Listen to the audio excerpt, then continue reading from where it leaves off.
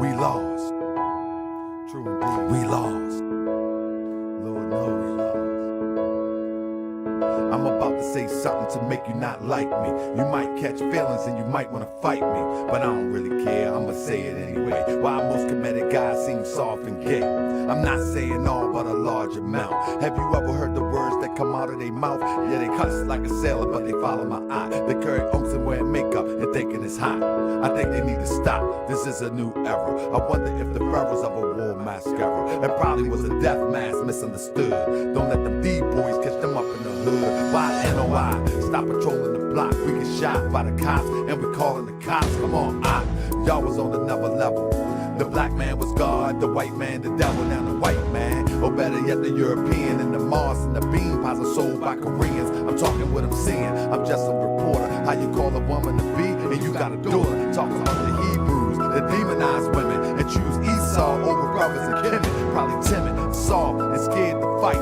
Yelling and wearing spikes, trying to fake me out right. But you can't fool me, cause you make a little noise. Cause deep inside, y'all some scared little boys. You really wanna ride, let's take it to the beast. Get revenge for our people killed by like these. Yeah, right. Y'all ain't busting the grape. It appears that you fear you in love with hate. Correct me if I'm wrong, we might all don't get along. European psychology got us all gone. You think we divided? Cause I wear fez and she wear oak and he wear dreads. But the vision don't start there, it starts in the head. I'm here to wake you up and get you out of the bed. We lost. To get you out the bed. I'm here to spread love and get you out of the bed. The vision don't start there, it starts in the head. I'm here to spread love and get you out the bed. Wake up. I'm here to spread love and get you out the bed. Wake up. I'm here to spread love and get you out the bed. Wake up. I'm here to spread love and get you out of the bed. Wake up. I'm here to spread love and get you out of the bed. Oh yeah, I'm here to spread love and get you out of the bed. Y'all think we divided cause I got a fez and you wear unk and she wear dreads. Y'all think we divided cause I wear fez. The vision don't start there, it starts in the head. And she wear unk and he got dreads. Moors need to wake up too, so I'ma wake up you. So we can get together, do what we gotta do. We ain't done much since the prophet left. More standing on law, we still in this mess. Haven't built the town to hold us down. Paperwork can't fear, we looking like clowns. Never been to the temple, claim we follow the prophet, but I follow the prophet. I understand logic. People in the temple, time to hit the streets. Everybody do their part, we ain't getting relief. The murder rate can be more than just gone crazy. Dope fiends ODing in the hood on the daily. Weed waste with chemicals, you drink and serve. We fighting over information, we got some nerve. They say that we conscious, we might know a little something, but we just front, cause we haven't done nothing, we lost. You think we divided, cause I got a fez, and she got a cross, and he got dreads. You think we divided, cause I got a fez, and he got an unk, and he got dreads. You think we divided, cause I got a fez?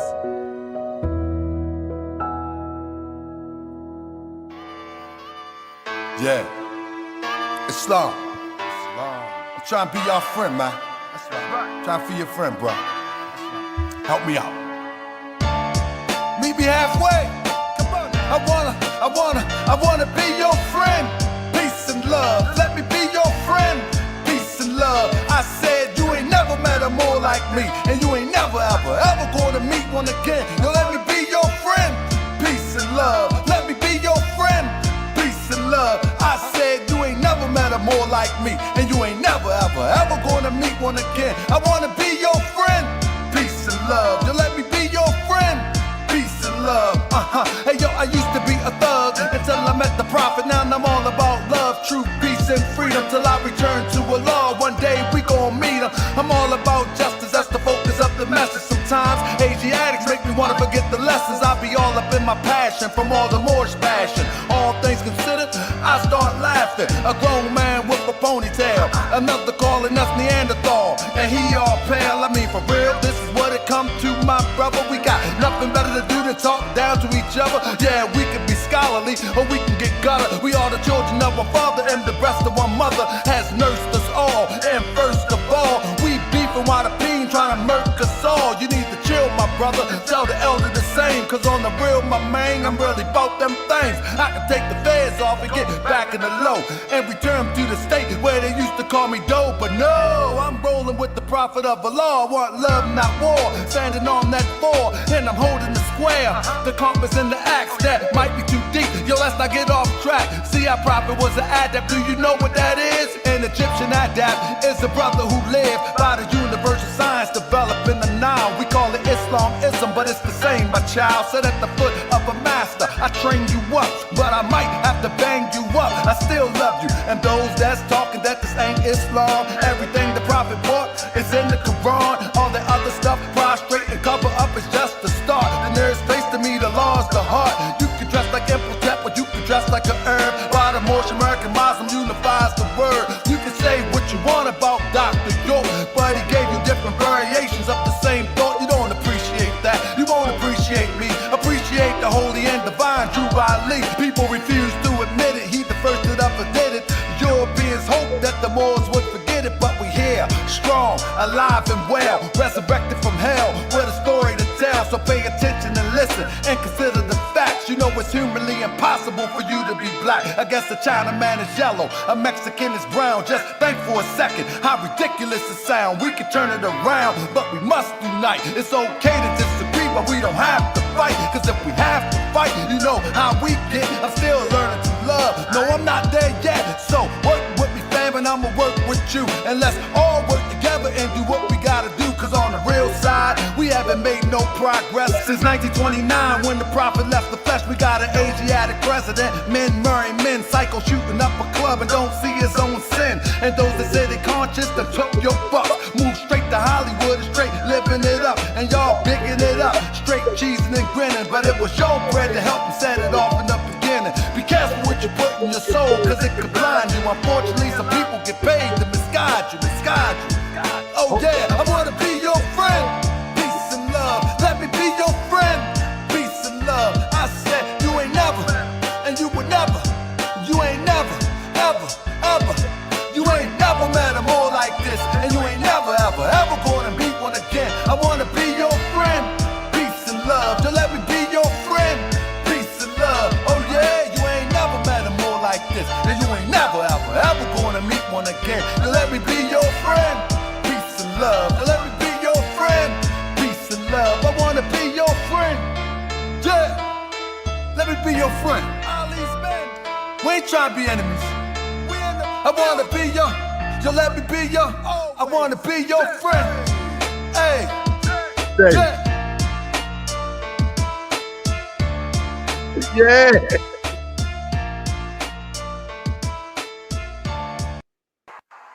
He says to Harker Bay, Toronto Johnson. I call for a Moorish court on brother Toronto Johnson. And anybody who's riding with him with this scandal or with these videos of me and my wife defrauding the people. Check it. I never saw my brothers and sisters serving these packages when I was with Daweed Ali and them and Taj and them used to come to Chicago. I laid them old boys to rest. They was dead sleep anyway. Sleepwalking, they keep talking. I probably catch a charge and I don't care what any say. Yeah, I'm the people's grand sheik, and the people's grand sheik ain't seen a man I can't be. Only the gods is my equal. You mortals, you just my sequel.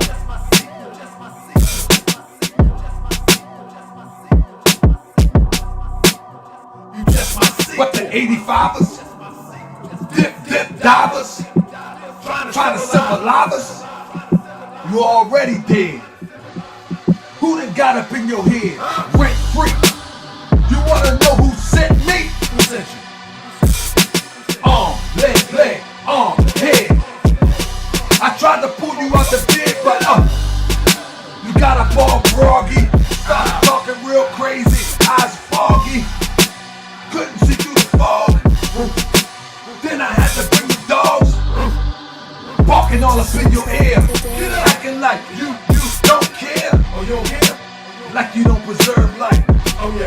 And you really don't care, right? Well, you don't care, right?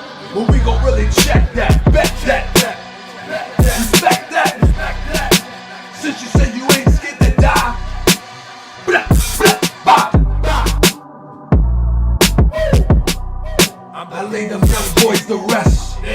They was dead sleep anyway. I laid them old boys to rest. They was sleepwalking anyway. I'm the people's grand sheep. I ain't seen a man I can't beat. I laid them young boys to rest. They was sleepwalking anyway. I would take you on any day. Michigan, New York, Cali, where you at? What you thought? From Naptown to Baltimore, everybody on the road is all raw. They ready, choppers. I don't really think you want the problem. Hold up, raise the thought up. Back to a law, hey. I try to get him out the bed. Sleepwalking anyway. Sleepwalking anyway. Wake up, keep talking. Sleepwalking anyway. Wake up. I don't care what any say. Nobody. I'm the people's red sheep and the people's red sheep. I ain't seen a man I can't beat. Never. You mortals, you just my secret. You mortals, you just my secret. Only equals is the gods. You mortals, that's my secret. I see dead people. Hey. I see dead people. I laid them old boys to rest. They was dead sleep anyway. I never saw my brothers and sisters signing me packages when I was with Dolly. I laid them young boys to rest. They was dead sleep anyway. Hey, people's young sheep. I ain't never met a man that I can't beat. No. The gods is my only equal. You mortals, you just my sequel. That's it. I call for a Moorish World on Brother Toronto Johnson and anybody who's riding with him with this scandal or with these videos of me and my wife frauding the people. Peace, peace, peace. The good doctor was in the audience, but the good doctor ain't hit the link yet. Can y'all hear me? Check 1 2. Can y'all hear me? Check 1 2. Check 1 2. So the good doctor was in the audience. Where the good doctor at? Where you at, good doctor? I'm trying to figure out. Hey, family, tomorrow I'm going to do a show. I'm going to do the show called Vultures. These vultures are now circling the wagons. What I mean is, Doc, I sent it to your email, and it's look into your messenger. Look into your messenger on your phone. I sent it to your phone and I sent it to your email. But listen, at the end of the day, right? I can put it in the comment section too, but ain't nobody else gonna get in but you. So brother, I'm waiting on you. So at the end of the day, listen, this is what's going on. This is what's going on. Whenever there's a dead carcass, right? This is why I'm gonna call them vultures. Whenever there's a dead carcass, the Tamika Malleys show up. And I'm so not meaning that the lives that were lost are equivalent to carcasses. What I'm saying is that these people see tragedies as their come up. They see bodies as another day at the office. You hear what I say? These are vultures. Tamika Mallory. These are vultures. They don't go to listen. Somebody say I'm wrong. What I'm wrong for? What I'm wrong for?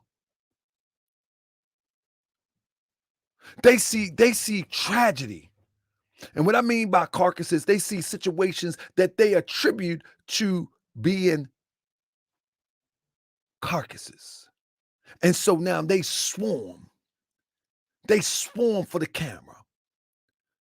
The new Black Panther Party, the Tamika Mallory's. You hear what I say? The Al Sharptons now can sit down because they got a new group of people that will chase the ambulance and the cameras. The Jesse Jacksons can sit down now. You hear what I'm saying? They got a new group now that can chase these stories. But when somebody gets shot in the hood, ain't nobody there. The only person that's there when somebody gets shot in our inner city neighborhoods is the ambulance and the policeman and the people to take the report. That's it. And this is a shame that nobody will call them out on it. Won't nobody will call them out on it. You haven't noticed? Ain't nobody noticed that every time a major tragedy happens, see, one casualty ain't enough. Two casualties sometimes ain't enough.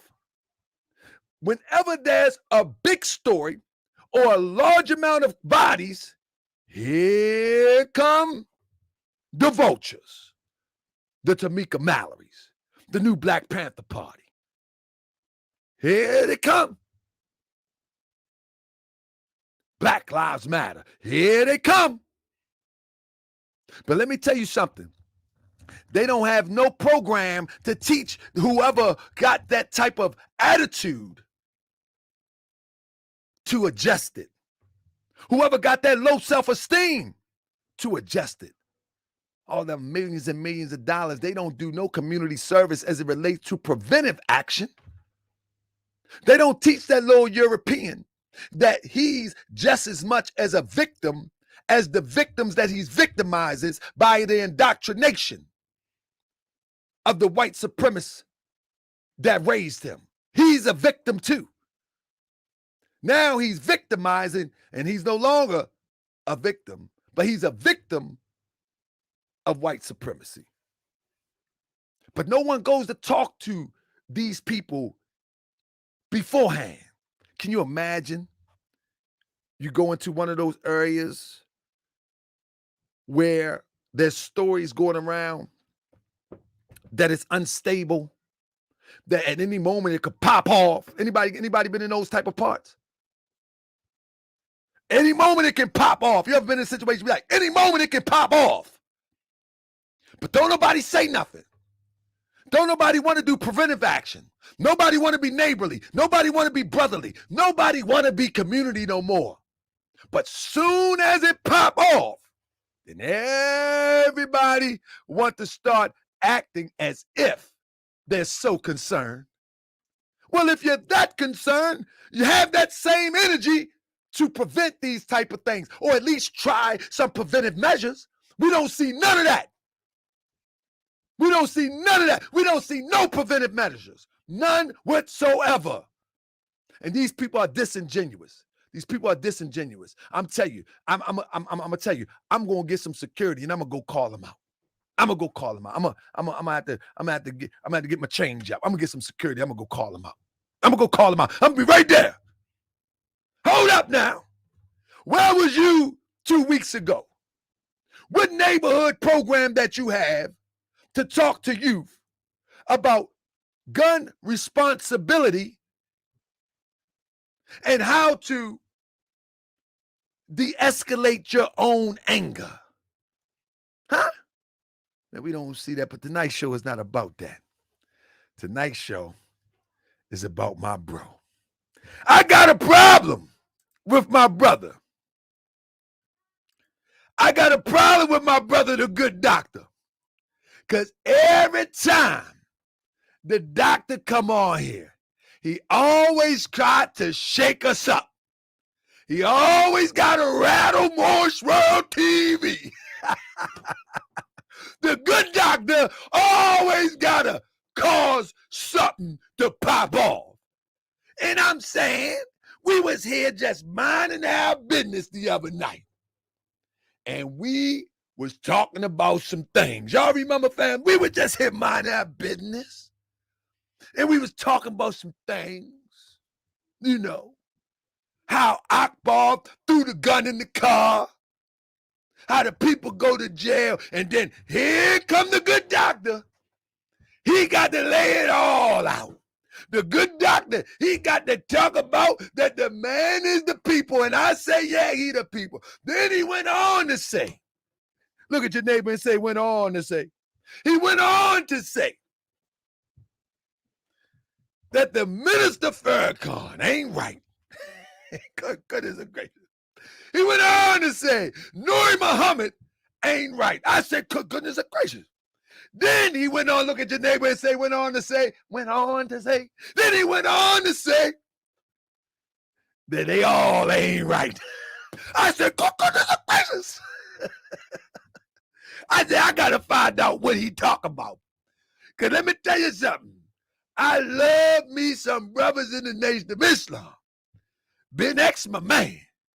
Troy, my man. Troy X, my man. I met Nuri.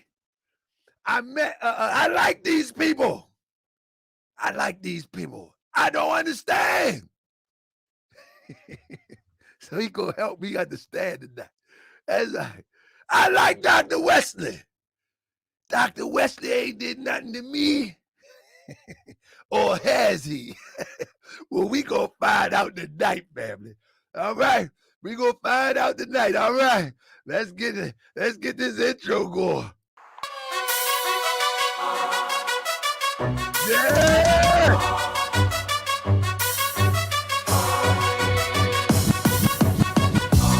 I be that more you gon' remember. I'ma be that more you gon' remember. I be that more you gon' remember. To Harker Bay front line till the law call my number. I be that more you gon' remember. I'ma be that more you gon' remember, that's right. I be that more you gon' remember. To Harker Bay front line till the law call my number. If you a friend of the Moors, then you a friend of mine. I was told to watch my enemies, now hold my line. Those who speak against the prophet, they speak against me. And I'm speaking about the prophet over Drew Ali, who was the first to remind you and bind you back to Morocco, the mountains, Mississippi, and Quebec. Told you you wasn't black, proved it with straight facts. You tripping off trunks, you need to be tripping off that. Now here we go again, acting like you a slave. The same people talk European, how to bathe. And looking at women buying European hair. No love for self, but do the men really care? Hell no, cause they got a love for Europe. Whole generation chasing pills, weed and syrup. Yeah, they love Lil Yachty, Tucci, Gucci, Kodak, Amigos, Ross, Lucid. But when the love for the woman look like your mother, I guess they say it's all black when it's under the cover. Now cypher, I be that more you gon' remember. I'ma be that more you gon' remember, that's right. I be that more you gon' remember. To Harker Bay front line till the law call my number. I be that more you gon' remember. I'ma be that more you gon' remember, that's right. I be that more you gon' remember. To Harker Bay front line till the law call my number. All you super scholars holler, this era for the workers. You ain't building on the ground, then you worse than a twerker. You look and sound good, but that's only on the surface. Probably working for the people. Now tell me what's your purpose. Ain't worried about your homie, but know that I know every mo that rock a fast. He ain't my bro. Yeah, you know I ain't slow. I seen it all before. How they try to kill the prophet, it was all for show. And some got it right now. Don't say that I'm not down. I'm coming for my vast estate. I want my town, my sheriff, my stores, my school, my nation. Sick and tired of the procrastination and debate. Y'all keep hating when love is the savior. You don't love yourself, so you can't love your neighbor. That's why you killing, fighting, marry out of your race. If you ain't for Moorish World, then get out of my face. Cause Chinese love China, Italians love Italy. If you used to love the Moorish World, come on and build it with me, let's go. I be that more you gon' remember. I'ma be that more you gon' remember, that's right. I be that more you gon' remember. To Harker Bay front line till the law call my number. I be that more you gon' remember. I'ma be that more you gon' remember, oh yeah. I be that more you gon' remember. To Harker Bay front line till the law call my number. I be that more you gon' remember. Be more. I be that more you gon' remember. Nap Town. I be that more you gon' remember. To Harker Bay front line till the law call my number. I be that more you gon' remember. LA. I be that more you gon' remember. New York. I be that more you gon' remember. To Harker Bay front line till the law call my number. Welcome to another edition of Moorish World. Welcome to another edition of Moorish World TV. I am your host, Brother Farrakhan, and today we got our good brother, the good doctors in the building. We have been sick in the head, and I guess that calls for us to have a doctor, a head doctor. Hey, brother, I'm so excited. Let me tell you something. I want to tell my brothers in the Nation of Islam that I love you. And I want to tell my brothers in the Nation of Islam, this is not going to be a mud fest, a mud flinging fest. What this is going to be the truth according to the doctor. Let me tell you something about the doctor. The doctor had been a member of the Nation of Islam years ago. He has been the right-hand man of Dr. Khalid Muhammad. That's right. He has a long history in the struggle for our people under the teachings of the Honorable Elijah Muhammad, under the teachings of Miss Betty Shabazz, in conjunction with Malcolm X, because if that's they one and the same, that's right, husband and wife one and the same. So the brother had much experience, and he's qualified to have this conversation. But I really want the brothers in the Nation of Islam to understand we need to get to the point That's right. where we will embrace and accept critique. You understand what I'm saying?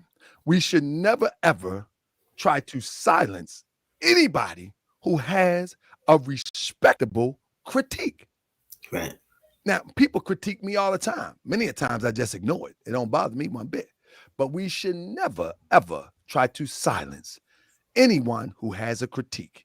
Because if that critique is right, then that gives you the ability to right the wrong. And That's right. if the critique is not right, then let it fly.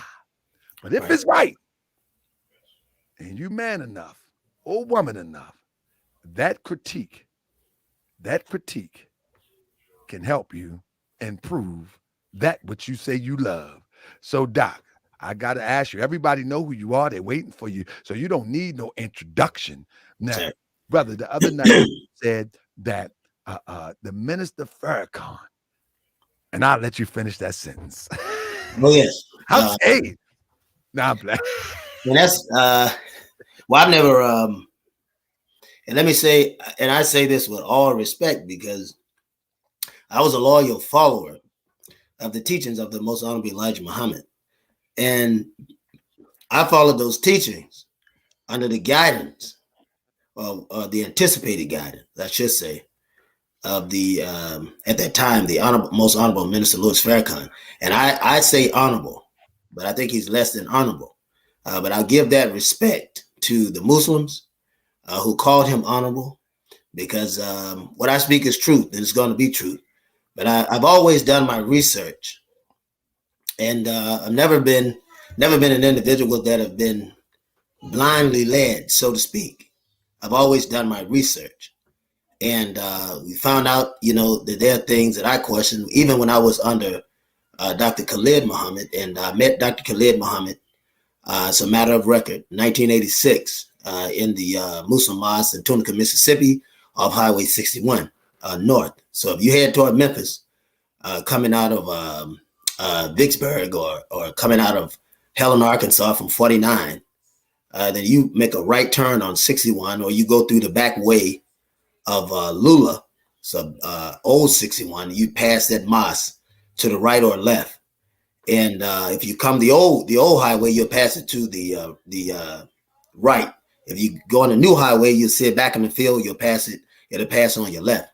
So I'm very familiar with that, because my family owned land in that area. My grandfather was a naval service member and also a minister in the Baptist church, who supported me anytime I went out, because he believed that we were united as a people. He was friends with Sister Ella Little Collins. He had met Minister Malcolm X in Lauderdale County. And so I was very familiar with Miss Coretta Scott King out of Marion County, Alabama. Very familiar with Sister Betty X, because I had met her several times as a youth. And then I had a chance as a young adult to meet her when I was working under Miss Louisa Fletcher in Kansas, Manhattan, Kansas State University, Manhattan, Kansas. And she was over the NAACP Political Task Force is what they called it in Topeka, Kansas. So there's a united history, there's a long history, and I gained that prominence through my grandfather, who was avid. He's very known in the Southwest as a human rights worker, and also as a minister of human rights and civil rights. And he himself was a very militant black minister, very militant black pastor who pastored over 64 or rather 68 years. So I came in with the knowledge. Minister Farrakhan was no one new to me because I was familiar with Dr. Khalid. But in 1986, Khalid began to raise eyebrows because he went to and took me to a commemoration of Minister Malcolm X in Tunica, Mississippi, at that mosque where Alex Haley visited. This is common knowledge. You can find it. Miss Ella Little Collins, who was Malcolm X's sister. That's his oldest sister by his father, his first marriage. And she yielded the olive branch, is what they call it, or yielded the torch for the Organization for African American Unity. And if you look around the web, I've been instrumental in setting it up. But we became African American Unity, African American Defense League. So when you see A2DL, OAAU, or the old way of writing was AADL, OOAU, then it directly tied us to Minister Malcolm. Now, and I say this because this speaks very highly of Dr. Khalid. He never sought any division between the Most Honorable Minister Silas Muhammad nor the Honorable Minister Louis Farrakhan. As a matter of fact, he tried to tie them together, and it was not Silas that rejected it, but it was Minister Louis Farrakhan. I'm telling you what I saw. Nobody can tell me any different. He said one thing, but he did another. So he's always, you can't listen to what he says. You have to watch what he does. The proof is in the doing. The proof is in the doing. As the old folks said, the proof is in the pudding. So the proof is in the doing. You got to watch an individual. You just can't watch what they say, but you have to watch what they do. And as I began to study the history, even from 12 to 15 years old, there was just a lot of questions that were raised. And when I began to understand the formula and algorithm for assassination, because there is a formula and algorithm of assassination, I learned that with Steve Coakley. I worked on the King assassination with him, with permission of Miss Coretta Scott King, at the King Center. Mr. Dick Gregory was there, and others. And I want to say this. There were questions in that assassination that led us to questions in Minister Malcolm X's assassination. So what I say to you is true, it's factual. You can check it and research it yourself. And at 12 to 15 years of age, I had questions concerning Minister Farrakhan, why he felt that he is above reproach when it comes to his missteps and when it comes to his deviation. And when you look at the Nation of Islam and look at Minister Malcolm, his induction of Minister Farrakhan, then you'll see that from that time that he inducts him, and from the leeway that he gets because of who discovers him, Minister Malcolm, you'll begin to see slight deviations in Minister Louis Farrakhan. One of the slight deviations was the fact that when he first came in, he had not been wholly converted. I want you to know that he was in his third year of college. He had almost achieved a bachelor's degree, and this is he missed this later, but it's very different than what he said earlier. He was an up and coming singer, club singer, nightclub singer, and he played the violin. He knew other people, just as Minister Malcolm did, other stars that were up and coming. Some of them that were older, that were passing on, because after Minister Malcolm had gotten deeply in the nation, a little later he had lost Lady Day. This is Sister Billie Holiday. And so others that he had known,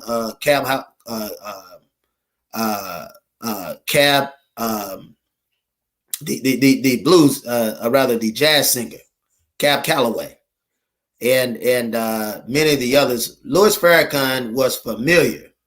Minister Farrakhan was familiar with the same crowd. But when he came in the nation, he was still smoking marijuana. And he did not immediately stop. So he had a lot of bad habits when he came in, and one of the things was that he was struggling to be seen. And you see the same thing behind Malik Zulu Shabazz. And in my interview, I had 45 pages. Yes, it was 45 pages of material that Sister Betty X, and anyone can find it on for the Freedom of Information Act. 45 pages of material that Sister Betty X records from Minister Malcolm X, and also the investigation concerning his death. And you'll see that there's a massive amount of information there. Massive amount of information. And anyone can get it. And I encourage people to get it because I want you to see. I want you to see that what I'm saying is the truth. And I think you have the right to know the truth. But when you have frauds and brothers that are deviating from the truth, we have no alternative than to call them frauds because they're teaching a type of Islam. A type of Islam that has no history with the original Islam, such as white people coming in the nation. Now, Minister Farrakhan can't bag up from it. He's tried, but he can't do it. 1985, 1986, he admitted on the Phil Donahue show and also another syndicated white show attached to Phil Donahue. And if you go to Google, and all you have to do is type it up, this is the easiest way to bring it up. I have clips on it, but some of my clips have always been taken down. But if you go to Google and you type in Minister Farrakhan, white Nation of Islam ministers, if you type that in, you'll see it come up, and you'll see the two talk shows. And the Most Honorable Elijah Muhammad has never said that the white man would be able to serve as ministers in the Nation of Islam. He's never said that white people will be able to come in the Nation of Islam. If you read in the message to the black man, you'll see where he said that some of them, under their massive debt, some of them will be preserved. And that's merely for our study. But they wouldn't be in the nation. They would be preserved on the planet. And these people we would keep away from us. And we wouldn't have any dealings with them, but it would be a reminder of a race that once exists, and a reminder of an evil people, and a physical a monument, so to speak, a living document of the individuals that have caused us all so much trouble in this land of hell. And so, and that in the new world, in the coming of the new world, we would know them. We would have an example of who they were, and we would know not to trust them. And we will be able to point out to our children the very same thing. And so Minister Farrakhan has deviated. Even when he came in the nation, he was a troublemaker, a trouble starter. He was, and if you hear many, and I'm not the only minister that could attest to that. There were older ministers that would know about it. And this I learned in my investigation. And I wish that I could take the opportunity. We don't have time now, but take the opportunity to directly explain. But if you go and research Hypocrite, it's a paper called Hypocrite that was written, or rather a section called Hypocrite that was written in Muhammad Speak. You'll see that Minister Farrakhan was one of the first ones calling for the death of Malcolm. Now, you had a lot of brothers and sisters that were envious of Minister Malcolm because he had been made the standard by the Most Honorable Elijah Muhammad. So anyone that has been made the standard, I don't care if it's a Muslim temple or a Christian church or a mosque, whether it be under the master teacher of Noble Drew Ali, whether it be under the master teacher of the Most Honorable Elijah Muhammad, or even in the Baptist churches, the master teacher, Dr. E.C. Morris, or the Church of God in Christ, which is Bishop Charles E. Mason. So in each of these dates, in each of these founders, you have once there is someone that is made the standard, you're going to have envy, you're going to have jealousy among them, and so that's the gist of that. I mean, you're going to have it. So here it is that when they were on Phil Donahue and Minister Farrakhan met with Sister Ilyasha. He met with Sister Ilyasha Shabazz. I believe it was Sister Ilyasha Shabazz. I believe it was, but it was the oldest sister there, and I can't recollect her name actually right now. But when you go back and look at that, she alludes to certainly the government is behind it all, but she said you all did it.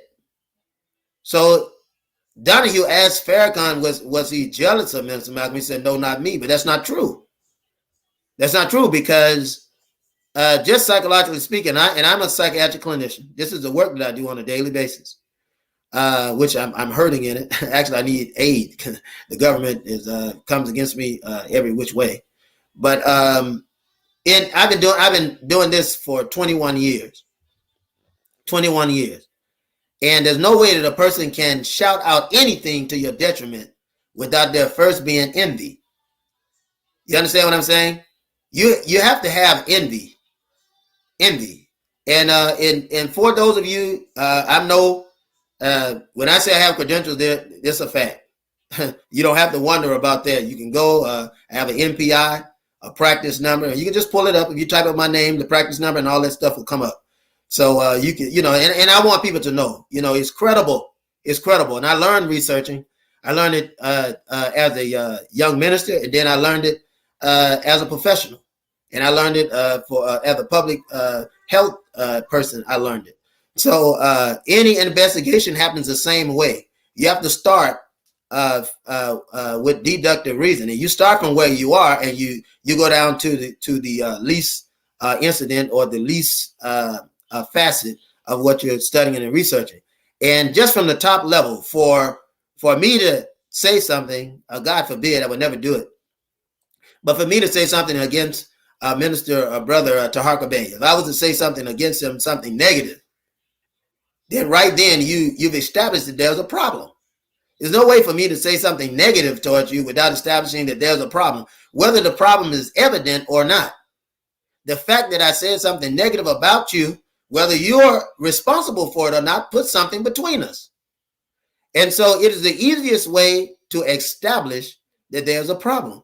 And Minister Farrakhan says such a man as Malcolm is worthy of death. This is envy.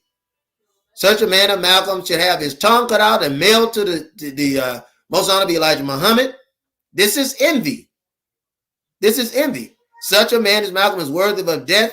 You can't say things like that without having envy.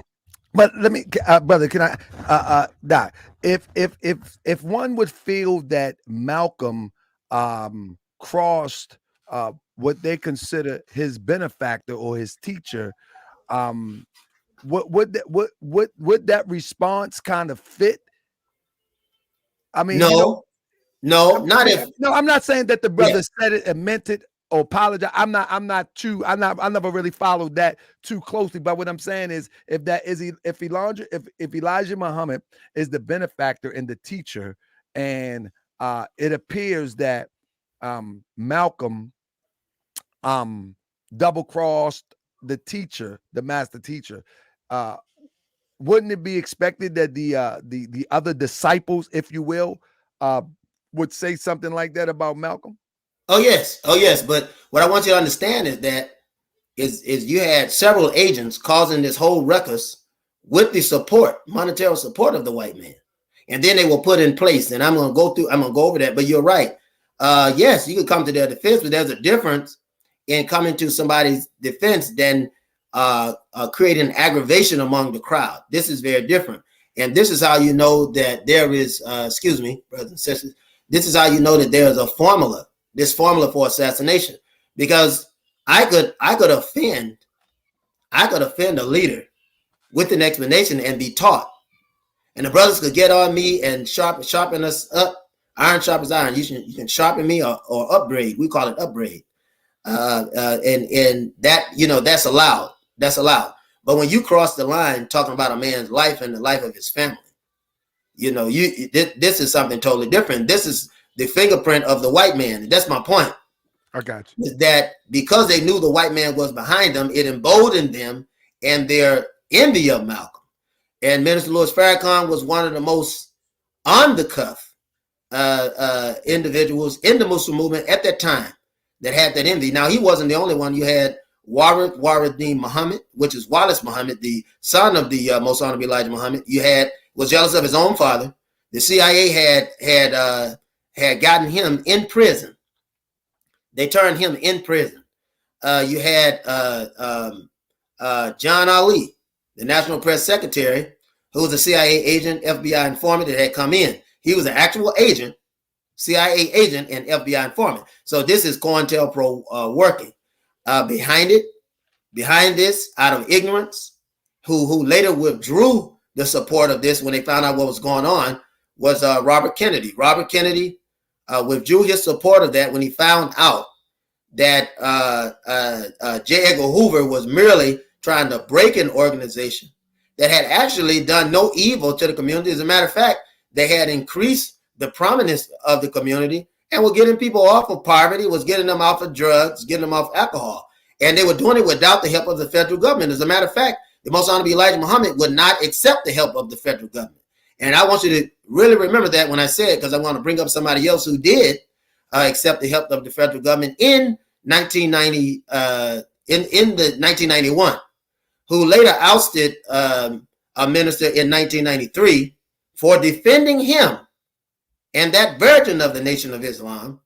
And then in 1994, this minister is shot by another minister that had been in the nation since 1958, who was a known murderer, who had killed his own blood brother. This is a fact.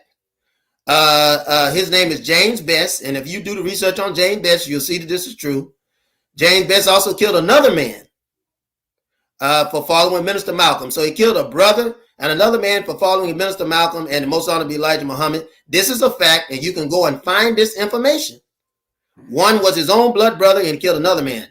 And he was beat up people to make them buy Muhammad's papers in 1961 to 64. They convicted him in court of these crimes, brother, and he walked free the same day. This same James Best was a friend of Minister Farrakhan. He preferred Minister Farrakhan during the lifetime of the Most Honorable Elijah Muhammad and Minister Malcolm X.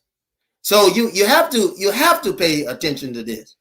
And one thing the white man never does, he when he grabs a coon or fraud or provocateur or an agent, he holds on to him for life.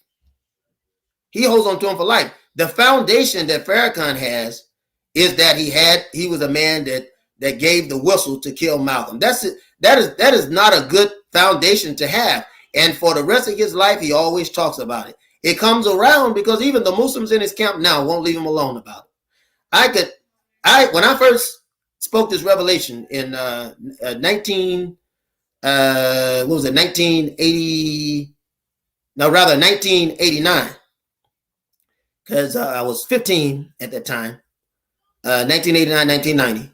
I was 15 at that time. I was blessed to get an interview. Sister Ella Little Collins and also Sister Betty Shabazz, set up by Dr. Khalid Muhammad. And when I first said this revelation, there were older Muslims that were angry with me. And they stayed angry with me for a long time. Conrad Muhammad, which is whose real name is Conrad Tillard, who is now he's a minister in the Church of God in Christ and also the Pentecostal movement. He still keeps black nationalism alive, still very powerful, honorable brother. He found out some things during his time in the nation as well, which, he left, and he befriend brothers in the nation, but he left, he got out of there. He still runs a radio show and all of that in New York. He's still very instrumental in New York. So there was a lot of individuals that found out. Now, Conrad Tillard was very defensive of the Honorable Minister Louis Farrakhan. He was very defensive of the Nation of Islam as it relates to the habit or what had been told as a habit of Minister Malcolm after the killing of Ronald Stokes, because this is where everything goes south. And once he got some true understanding through Dr. Khalid and some self-study, because he's a very brilliant man in his own, then you'll see that he left the Nation of Islam. And you'll see that Minister Farrakhan turned against him too. So they were moving in these agents. The agents were being moved in. They had to replace some agents, and they were being moved in. If you pay attention to the shift, Wallace Muhammad was moving the nation, wanted to move the nation. That is Tillard. That's Conrad, a good brother. And in 1995, this is him in 1995, we're in Atlanta. He's speaking. This is during Malcolm X Day. And he's debating, what's the brother's name that wrote the book? Wrote the book about the killing of Minister Malcolm X and talked about the nation being involved. Goodness gracious. I can't think of that brother's name right now. I can't think of his name right now. But he wrote a book about it, and he's debating Brother Tillard at that time. That's him now. That's the brother now. Zach Kondo. Zach Kondo is the name. If you type up Zach Kondo. Zach Kondo is the one that debated him in 1995. Dr. Khaled came to that function and explained that he understood Malcolm more then than he had ever understood him in his life. And Conrad Tillard, Conrad X, or Conrad Muhammad, was still very gentle with Dr. Khaled. He was a good brother to Dr. Khaled and very respectful to Dr. Khaled, even then. So which tells you that he was a man that was searching, a man that was observing and seeing everything that was going on. So you got good brothers in the nation that even during a rift will study what's going on. So even those that would have been hurt, the only way that you could come against a man in sincerity, you could ask him a question if you're hurt. But in sincerity, the only way you can come against a man is that you are envious of him, to make an outright statement of a man's life when he has a wife and children, and which is enticing angry Muslims to throw firebombs at his house and to endanger him and his wife. Brother, this is not loyalty. This is madness, and this is envy. This is neglect. But it's not madness. It's not hurt. It's envy and it's neglect. And he never once apologized to Sister Betty X. She admitted that from her own lips. All the children were put in danger. Every last one of the children were put in danger. He never said an apology. He never said a sincere apology. He said if it was anything that he done, well, you know that you did it. There is Zach Kondo. There is Zach Kondo. And Zach Kondo, very efficient brother and very intelligent when I met him. And I posed questions then too, because I was still dizzy. You know, Farrakhan is a true charmer, because I was still dizzy from his words. He's a sorcerer. And I was dizzy from his words. But with Zach Kondo, with his help, I had some understanding. At my young age, I had some understanding. And I appreciate God for him and the work that he did. So when I tell you this is a matter of history, and a history that I walked through, and I saw the latter part of Farrakhan, but I was very displeased with what I was seeing in the 80s. But he would shoot certain things out, and that's what an agent does. You know, he becomes kind to the white man. If you look at Dr. Martin Luther King Jr., Dr. King was not an agent, but he was misused because he was so young. He really didn't understand what was going on. But if you look at him, the minute that he found out what was going on, you look at 1965, the book Community of Chaos and all of that, he began to question the government, the American government. You know, so that's the difference in someone finding out and being sincere in their conviction, rather than someone coming in, being greedy, and misusing the people, misusing the most honorable Elijah Muhammad, misusing the currency of the people, and stumping on the vision and the dream. Because what has Farrakhan done? He's a voice that stood to have Minister Malcolm killed. The men that killed him came from Newark Mosque. To show you how untouchable the mosque was in, believe it was the late 60s, early 70s. The police came in the mosque and investigated the mosque, and the ministers told them, rightfully so, that they couldn't come in with guns. They came in with weapons, and the Muslim brothers attacked those police, and it was a very hush-hush situation, because you don't hear about it until much later. It's the early 70s, late 60s, and these men are killed, and the ones that were killed is white police officers now, and the ones that weren't killed, they tried to bring them in court, and Farrakhan never did a day in court. The ministers never did a day in court. None of them did. Now, you tell me what men could attack police, black police or white police, from the force, and not paid the full penalty of their sins, brother. This is something that is suspicious, and it's something that we have to pay attention to. We can't avoid it. It's suspicious, and we have to pay attention to this. These men came from Newark, Mars. Newark, Mars never investigated, killed Minister Malcolm, put his family in danger. Prior to that, there was fire. Fire is the fingerprint of the white man, the same fingerprint they used against Minister Malcolm's family when he was young. So we know that the FBI and CIA was behind it. This is forensics, but they used black people to create the camouflage so that they could do the sin. When Brother Malcolm is killed, he's shot from the top of the stage. The bullets are going down in his chest. They're not up bullets. They're going down in his chest. And you can search this in the Freedom of Information Act. Just check me on it to see if I'm in error. And they didn't even trust the men that they gave the guns to shoot him. And these were the fragments in his chest because they gave him blanks. And because they were so close upon him, blanks can hurt you when they're so close upon you. And anyone that has handled a weapon would know that. So this is some of the suspicion around the Minister Farrakhan. And so tell me, if I can real quick. So has anybody ever asked where was Farrakhan during that time? Was he in the ballroom? Was he in the area? What was his position in the NOI at that time? Oh yes, they had moved him. What I'm saying is not to try to project anything. Yes. But what I never heard a Farrakhan connection at the ballroom or near the ballroom or in the planning stages. I never heard that one before. No, he wasn't. He wasn't in the dry run on Malcolm's life. He wasn't in the stages. But I will tell you this: his brother lived down the street from Minister Malcolm. A lot of people don't know this, in New York. And when this firebomb is thrown against Minister Malcolm's window, and him and his wife and his children are in their sleep, his brother lived right down the street and was also a visiting member of New York and Newark Mosque. That's another thing. And Farrakhan never talks about his brother, but his brother is certainly there, was certainly involved.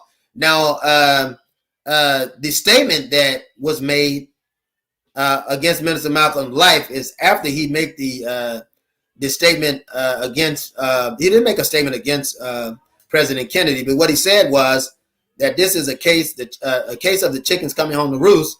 Meant that this is a result of something. Since America planted the seeds of violence, then now these seeds have grown up into plants and trees that are yielding the fruits of violence. So that's what he was saying. So he had never said anything against the nation.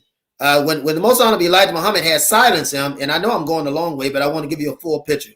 When the Most Honorable Elijah Muhammad had silenced him, he did indeed silence him for the words that he said, because he did tell them not to make a comment.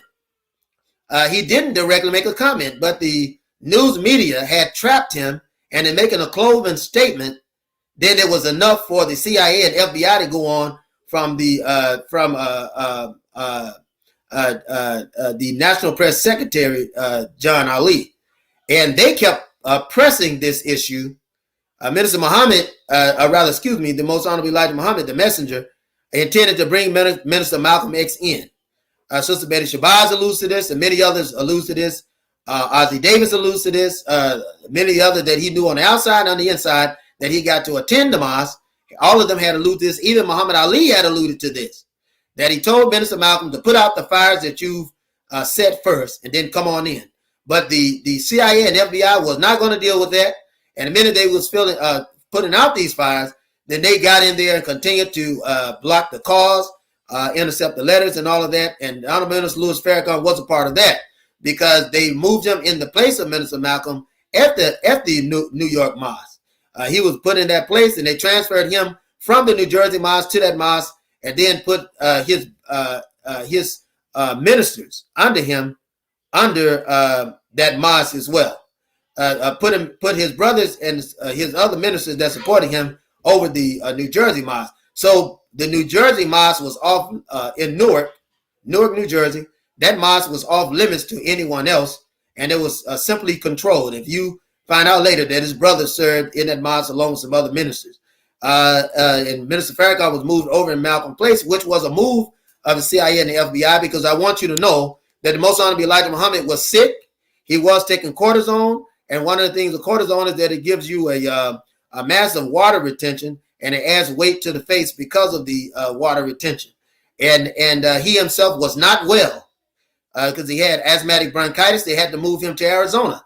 And from then, Minister Malcolm had to go through the family that was in Chicago, who also were envious of Minister Malcolm taking that lead spot, because had he taken that lead spot, he was going to get rid of the money changers. He was going to get rid of those that were handling the accounts and greed and things of that nature.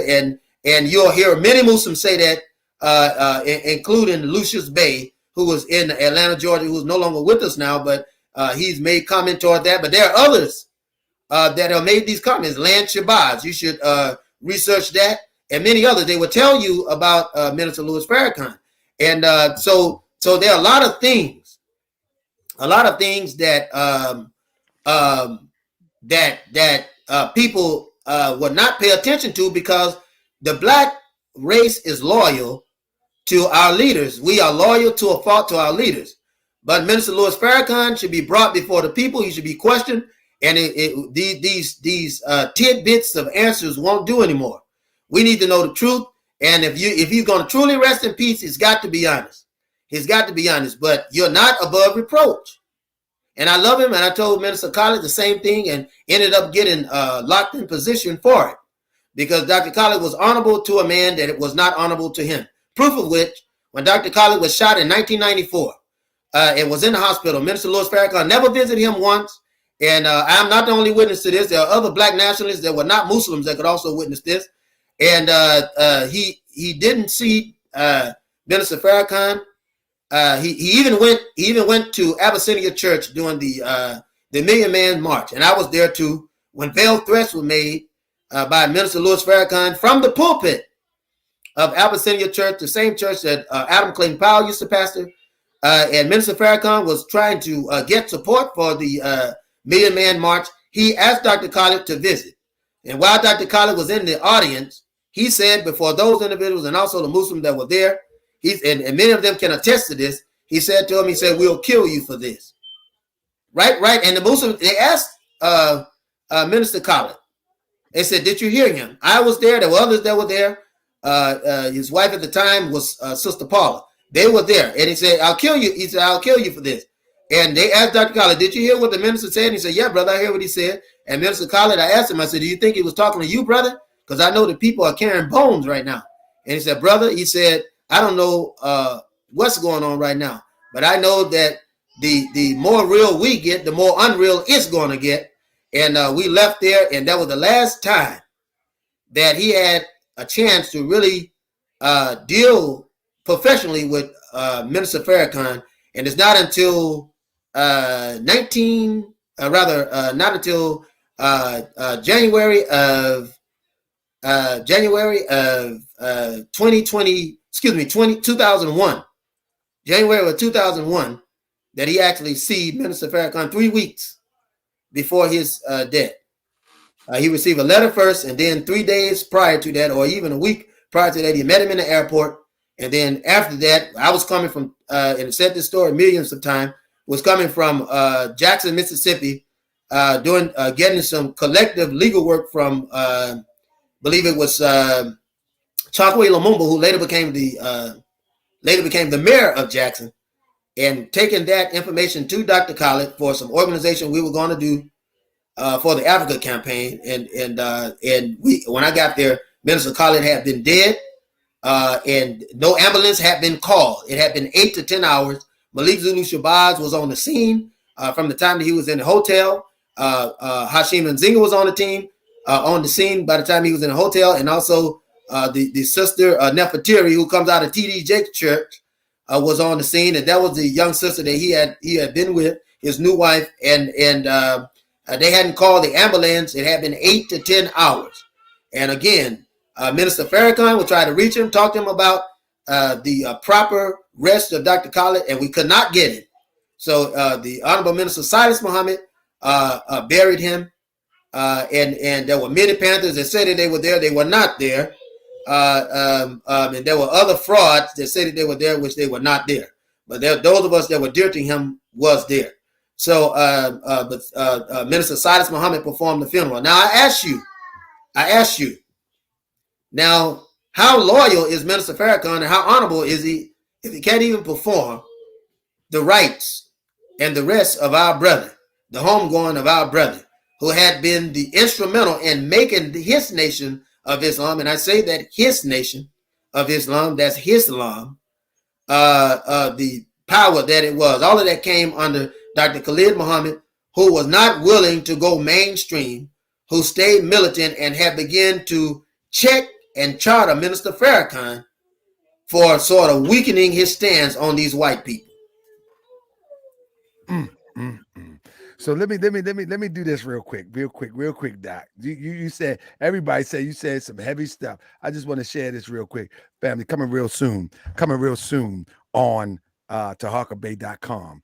I'm going to share with you about a story about a sheik supposedly named Elihu Pleasant Bey, who ran a drug ring. This is serious. Y'all ever see the ID channel? Well, we're going to do the ID channel on tahakabay.com real soon. And it's now they alive and well today. You know what I'm saying? But what he would do is, it says a drug ring posing as a church group smuggled cocaine and prostitutes into Lorton Correctional Complex and filmed a pornographic video in the prison chapel. These frauds are still around today and still doing the same thing.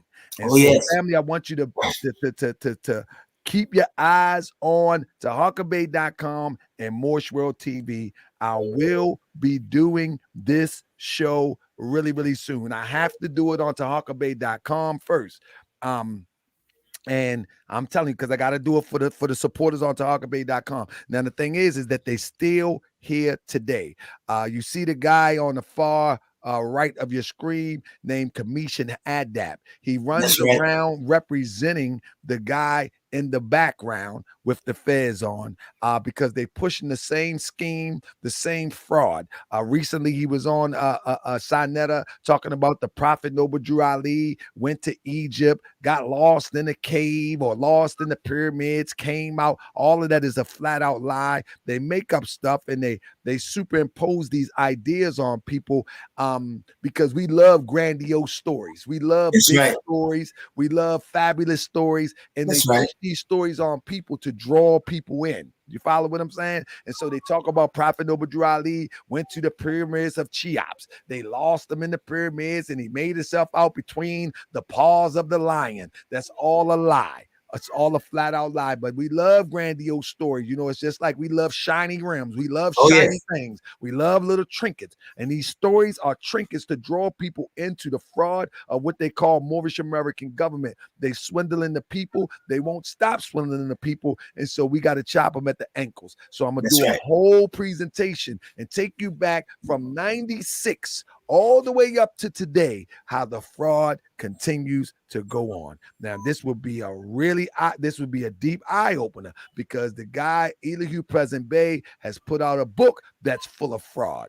He put out a book that's full of fraud called The Exhuming of a Nation. It's a total fraud. Now, I can go through the book page by page and prove it a fraud according to the teachers of the Prophet Noble Drew Ali. So we'll deal with one thing at a time. A lot of things that people hear about the Prophet Noble Drew Ali is a lie. A lot of things that people make up and that is sensationalized on social media is believed. Prophet Noble Drew Ali never went to Egypt according to the evidence. Prophet Noble Drew Ali never went to Saudi Arabia and met with no pale Arab, no dark olive Arab, or totally black Arab. Prophet Noble Drew Ali never did these things. These are things that people make up to sensationalize a story to draw people in, because we love trinkets. And so we're going to chop them at the ankles. That was my commercial break. And now let me bring it back to the doc. Now, Doc, why are you coming forth with this information at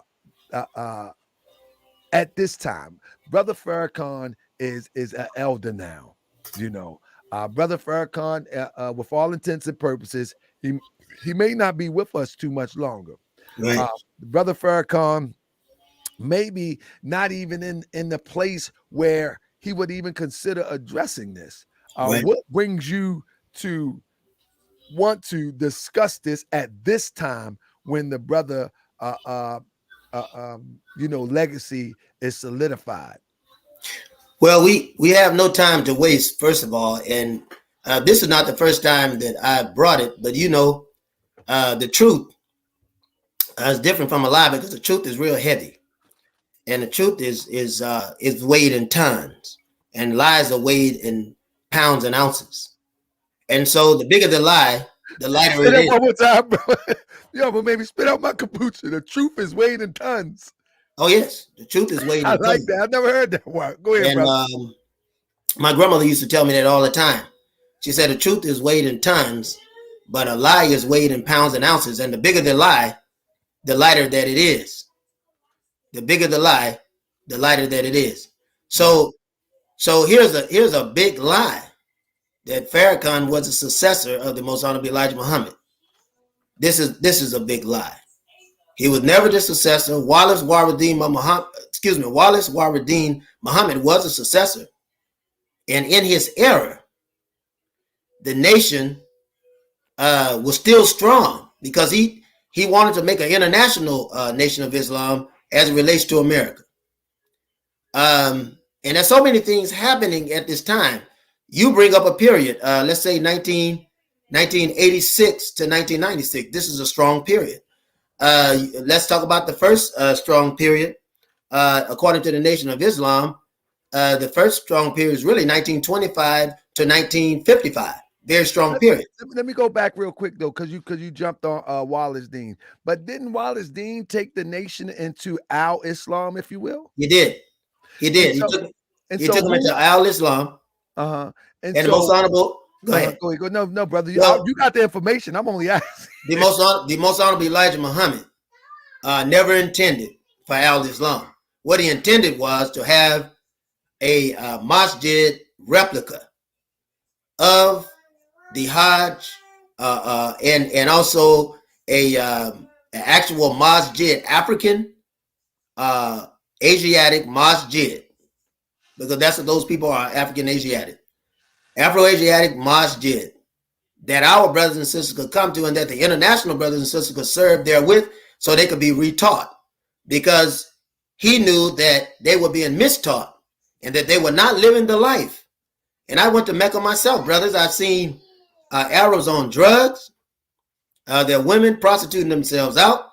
I've seen homosexuality and all of those things.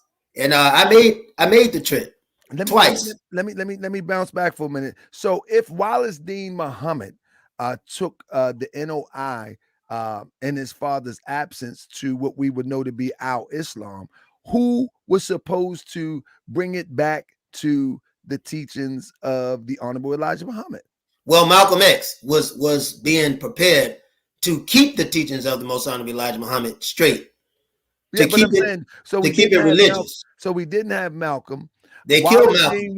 Went to al-Islam. Who was supposed to be the one to bring it back to the pristine teachings of the Honorable Elijah Muhammad? It was they were looking at the individual they were looking at was Silas Muhammad, was one of them.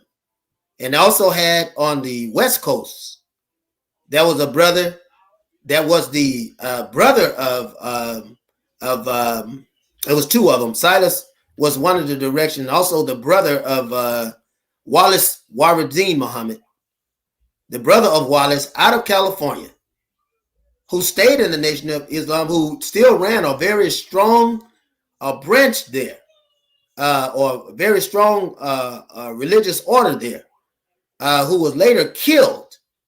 He was supposed to secede for the West Coast. Minister Malcolm was killed. He was supposed to keep the East Coast. When Minister Malcolm was killed, then it was Silas Muhammad. The reestablishment was supposed to happen in Houston, Texas, to go to the South to reestablish a strong move there, and to you had the Midwest and the South would have been united. So, which are still the very strong chapters today of the original Nation of Islam under the teaching of the Most Honorable Elijah Muhammad. But when they destroyed Minister Malcolm, and in Minister Malcolm's place, Louis Farrakhan was not desired. But in order to keep it there and to bridge it, they brought him because he was under Minister Malcolm. But I want you to understand in that is that, and that's how important Minister Malcolm was, because he was the standard. But in that, there was such a rift in the Nation of Islam. You had the majority of them that were with Minister Malcolm to come and correct this problem so we can continue, because there were thousands waiting in the wing. When this evolution took place, there was the passing of the old man and Minister Malcolm being there, the passing of the Most Honorable Elijah Muhammad as the messenger, his passing, and for Minister Malcolm to be there, there were thousands waiting in the wing.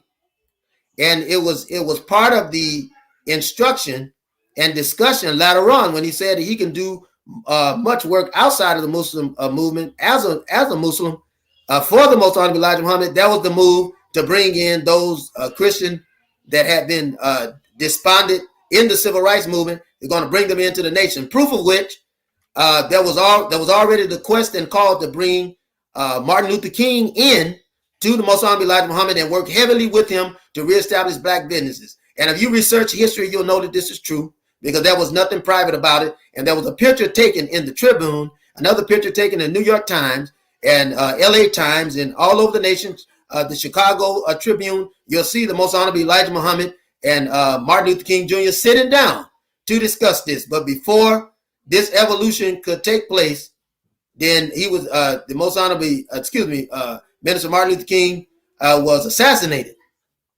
And they tried to assassinate him prior to that when he was first coming, because they didn't want him to meet Minister Malcolm. But that also was a staged meeting between them and with the auspices of the Most Honorable Elijah Muhammad that should have happened in 1961. And I'm not the only one that can point to this. It's in history, but also Zach Kondo covers a lot of these things that the government was put in place trying to block out. So that was the evolution. You was going to have Muslims in the north. Muhammad Ali was supposed to take Detroit, because his strong connection with Kentucky and Ohio. Had he been in that area, you would have saved the northern region. You would have had the western region. You would have had the southern region, and you would have had the eastern region. So you would have had all of those regions, and so the square would have been complete. The square would have been complete. Freedom, justice, equality, and Islam would have been complete. And they had to hit the kill button on it when Minister Malcolm and the Most Honorable Elijah Muhammad had already organized his comeback. They had to hit the kill button on it. And Minister Farrakhan, John Ali, Gordon Parks, the famous photographer who was never a Muslim, who dated the white train heiress Gloria Vanderbilt, whose father was one of the biggest slave owners in Asheville, North Carolina. He gave through pictures a diagram of the Audubon Ballroom. He gave through pictures the housing of Minister Malcolm X, where it was located, and all of that. All this he did for the CIA. If you don't believe that, just do your research and you'll find out that they told on him. That's what the white man always does. The devil is always in the details. And he told on him once Gordon Park was dead, he gave him up. And you'll see the same thing happen when Jesse Jackson is dead. And you'll see the same thing happen when Louis Farrakhan is dead. Because once the people that they're using have died, they always give them up. Are you emphatically saying that the government is using the Honorable Minister Louis Farrakhan, brother? Oh yes. You really want us to believe that? Oh brother. Yes, sir. That's my contention. In 19, you say it with a straight face too. Yes, sir. In 1991, 92, there was a government contract given to Minister Farrakhan to rehabilitate prisoners coming out of prison. Government money had been given to him for this. He began to make the move in 1985, 1986, June of 1985, June of 1986. And if you all you got to do is search this on a talk show when he came on Phil Donahue several times. Hey brother, let me say this. Come inside the nation. Let me say this. I want to give a shout out to my brother Q Butter in the building. If y'all know Q Butter, y'all go over there to subscribe to his channel. He's doing a lot of educational work with our children, our youth, our young men, and even he bringing parents in to assist. I know last time I talked to him, you know, he was making things happen. He continues to make things happen, and I haven't been caught up with him lately, but I just know that he's in the he's in the educational field of our youth. So look him up on YouTube and go check him out. My brother Q Butter. He's doing big things over there in the field of education for our youth, because without our youth being properly educated, we will find ourselves back in the same cycle that we're talking about now, if this be true. But now we're going to let this good doctor carry on to see if this be true. Come on, doctor. Yes, sir. And these receipts have already been proven in history, so that's why I tell you where to find them. Now, Zach Kondo, this is a good book to read if you read Zach Kondo's book. And Zach Kondo points out the same thing, even deeper than I'm saying, in no uncertain terms. As a matter of fact, there were certain things that I questioned about his book, and he was very generous to answer it. Very generous to answer that. But he does great work on this book, and you'll see. Let me ask you, Doc. You said you on the show the other night, you said ask the hard questions. You said ask the hard question, brother. Have you ever met the minister personally? Yes, sir. Yes, sir. On many occasions. That's right. Do he know who you are? Yes, sir. He should. If he said he didn't, if he said he didn't know, did the minister watch Moorish World TV? I don't know. I would tell him, give me. But if he does, I just flat. So if the minister was watching Moorish World TV tonight, and you could say, now you said a whole lot, but say if you could say some thoughts, articulate them to the minister about your concern, share that with us. What would you say to the minister? He'd watching Moorish World TV. What would you say to the minister? Because you said a whole lot, brother. I would say to the minister, in respect, that I'm disappointed in him, disappointed in the fact that he's allowed himself to be used by the white man. And I would say that I'm disappointed in the light that he allowed his envy to get the better of him, and that at some point of maturity, it's difficult for me to follow him. Now, I was loyal to Dr. Khaled, so I supported Dr. Khaled. And I did this while I was still in the nation. And I'm still in the nation. I didn't get out. I just transferred my allegiance to one who is teaching the truth under the Most Honorable Elijah Muhammad, who is Silas Muhammad, who has not deviated. And if you see any fusses that him and Silas have got into, and even Khaled, when Khaled disagreed with him, it's only because that he deviated from the teachings of the Most Honorable Elijah Muhammad. It was always the contention. And I would tell him that he has deviated by saying Father Michaels is his friend. He wouldn't embrace Dr. Khaled. I'm very hurt about it, and I'll never heal from that. While you embrace Father Flager, a known homosexual who had gotten black boys. You don't pull no punches, man. Good goodness. It's a fact. The Catholic Church. It's a fact. The Catholic Church. Doctor don't be playing. Had ousted Father Flager, and all you got to do is research this. Had ousted Father Flager for adopting these black boys. And I remember Dr. Khaled talking about it earlier on, that, and this is why he made the quote against the Pope. Now, I find it strange that they had this conversation where Dr. Khaled said, I don't trust this white man. And I don't care if he's Catholic or not. And Dr. Khaled had said on many occasions, we need to see what's really going on under his skirt. And this wasn't the first time that he said it, but Minister Farrakhan had called Father Flager a friend.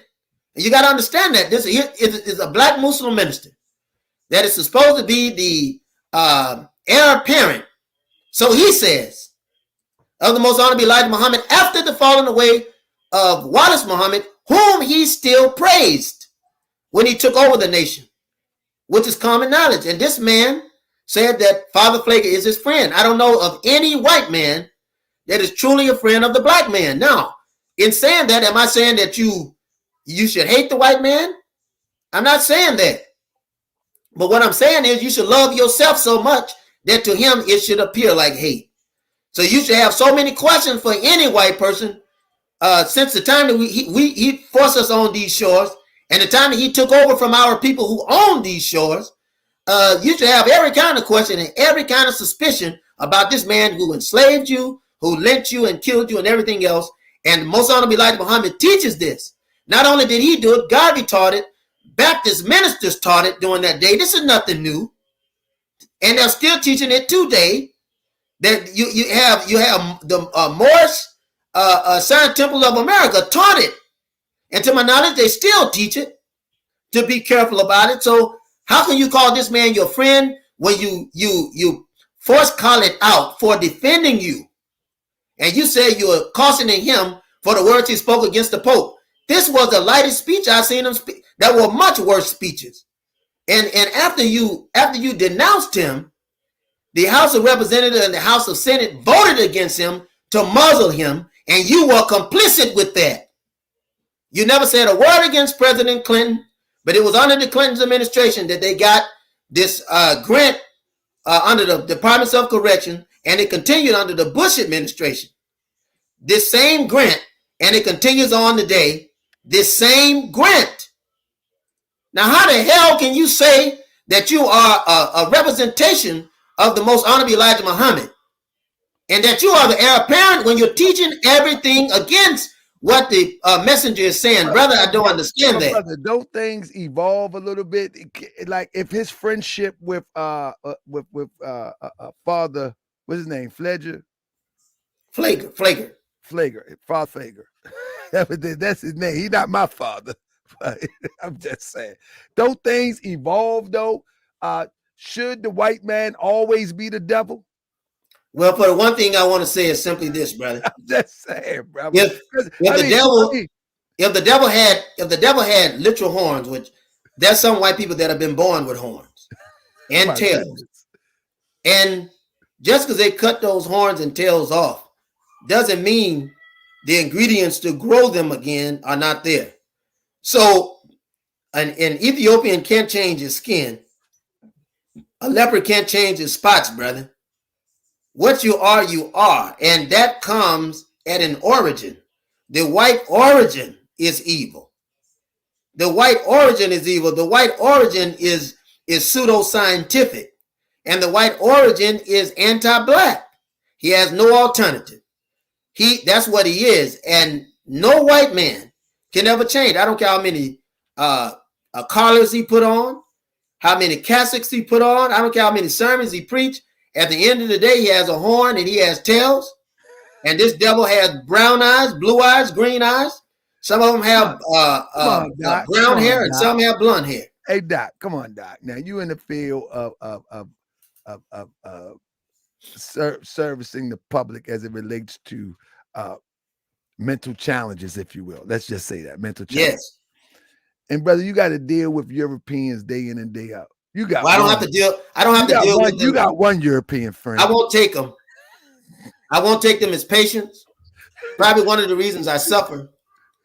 I can't take them as patients. You got one. You got and one. I can't even. For that reason, I always run into Medicaid problems because I'm private practice. But no, I don't deal with them because I don't trust them. And you got to understand this. Why are you so face, Doc? You know I love you, Doc, but you talk so matter-of-factly, you make me nervous, man.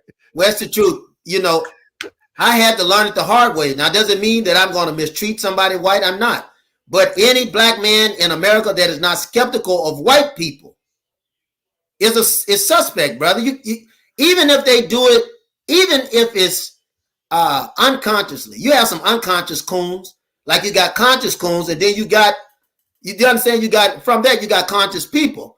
But even if, whether that coon is conscious or unconscious, the fact that he's dealing with the white man is different. If you shake his hand and you have some business plan going on, you could talk to him. There are things that he could gain from, you could gain from. But I'm talking about getting in the bed with these devils, brother. You can't do it. And the fact that Father Flager is sitting there with a T-shirt on that's got the rainbow colors on it. But what I'm saying is, don't things evolve and the world change? And I don't think so. Oh, and I think that's the illusion of integration, brother, that you're speaking of. Okay. And that's the danger of integration. Integration is the first act of war. Whenever America goes to war. Let me ask this: what have the Europeans done to compromise the Nation of Islam? I don't really see nothing. They're not compromised. So I mean, those relationships could be business relationships. Well, they've done nothing. They've done nothing to compromise the real Nation of Islam. But Farrakhan, what do you think Farrakhan is teaching is not. So let me say this. Yeah. What do you think they have done to compromise the Nation of Islam under the leadership of the Minister Louis Farrakhan? Because if they have done nothing to compromise, it could be a business relationship. You know, we go to gas stations, we deal with Europeans when we go to the grocery store sometimes. You know what I mean? We still have business relationships with Europeans. You see what I'm saying? So if the minister is having these relationships with clergy, because he would consider from a broad point of view a clergy, although he's a minister, he would still be considered clergy. If he having these talks and these sit downs with these clergies, I don't think that would be out of pocket. It's like if you would have a conversation with somebody that's in your field that's not from the inhabitants of Africa, such as yourself, that wouldn't be a great sin, would it?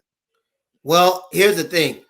I think as a black clinician, I wouldn't have anything in common with somebody white, because I know that the minute that you started working with them, then they're infiltrating you and they begin to integrate you. Integration first happens in the mind. It happens in the conversation, happens in social factors. So if this is different, if you do a business deal where you are having to, in so many instances, get in the bed with these people, this is what I mean. I mean having to make them a regular part of your company, brother. This is infiltration. This is integration. And it has nothing to do with separation. And it's dangerous, because when we understand the war that we're actually in, and this is one of the reasons I appreciate Dr. Khalid and Minister Malcolm in their teaching, even though there's some things I disagree with Minister Malcolm X on, but I can say the sincerity of the teaching. You didn't see Minister Malcolm getting in bed with these white folks. Even when he was forced out of the nation, took another trip to the Hajj and came back, he still wasn't talking about love thy neighbor and all of this, all of these peace talks. He wasn't talking about that. He was still telling black folks to defend themselves. And he knew that white folks was the reason we had to defend ourselves. Can we find anywhere on the written record that that Elijah Muhammad had any dealings or workings with Europeans, though? You won't be able to find it on the record. I searched diligently. Now, one thing you will find is that there was going to be a war between the Nation of Islam and the Ku Klux Klan, and also the Aryans. And if you know, trying to remember the guy who was over the Rife. Can't think of his name right now, but Stephen Richards following him now. I can't think of his name, but Malcolm X slapped one of them, and this is common knowledge. They began to bother Muslims in the South, and this is a part of direct history. But the Most Honorable Elijah Muhammad was told by the Ku Klux Klan that they would have a moratorium on anybody in the Nation of Islam, because Minister Malcolm and the Most Honorable Elijah Muhammad were very serious in saying that if any danger came to them from that organization, that they would literally kill them. And that's a fact in history. But that was the only moratorium that you see for the Ku Klux Klan, and they've never been bold enough to come against a real organization that's Muslim. But you never saw him working with Europeans or getting bad with Europeans. He didn't do that. He had his own printing press for his book. He had his own newspaper. All of this came from within the nation. So you didn't see that. So Muhammad was true to his word. He was true to his word. And you didn't see that. So when you see him, I just wanted to add, but what about all of the good things like that isn't it some good things that Farrakhan brought to the community? I remember back in the 80s, in the early 90s, if you will, when they patrolled the projects here in Baltimore, even in Annapolis, Maryland. You would see them all on the corners. In DC, when the crack era hit and was pretty bad, the FOI would, and they had like some pretty big contracts. They had some contracts all around the country. Yeah, they did. That. Yes, they did. I mean, to the minister credit, don't we give him some credit? Well, I think that we discredit other brothers that help organize these things when we just only credit Minister Louis Farrakhan. That's my point.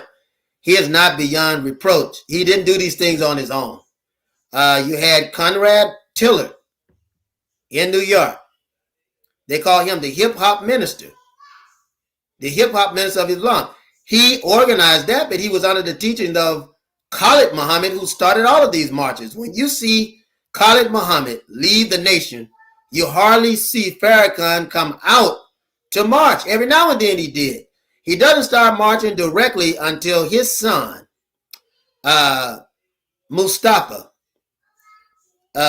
comes over the FOI, and he himself, Mustafa, and you can check this for the record, is a lieutenant for the Chicago Police Force part-time. No, man, Mustafa, don't do that. Don't do that, Doc. Not Mustafa. Yes, sir, he is. No, Mustafa, the real deal. You can look that up, bro. Listen, you can look it up. When I see Mustafa, you have Google. You have Google, brother. No, I never knew this, and I'm not. You have Google. You look it up. I think he is the sharpest security I've ever seen. Oh yes. On the planet Oh Earth. yes. Well, his security and approach is second to none. I appreciate him, none, brother. I appreciate him. That was learned under Dr. Khalid Muhammad, first of all. So I know it's second to none. And he trained a lot of us in FOI. And even the FOI that left there are still strong, brother. Still strong. Even whether they're over Christian churches. Even if they're over Christian churches, they're still strong and they still have a love for culture, ethnicity. But what I want to say is, even with Mustafa being a police, right? Don't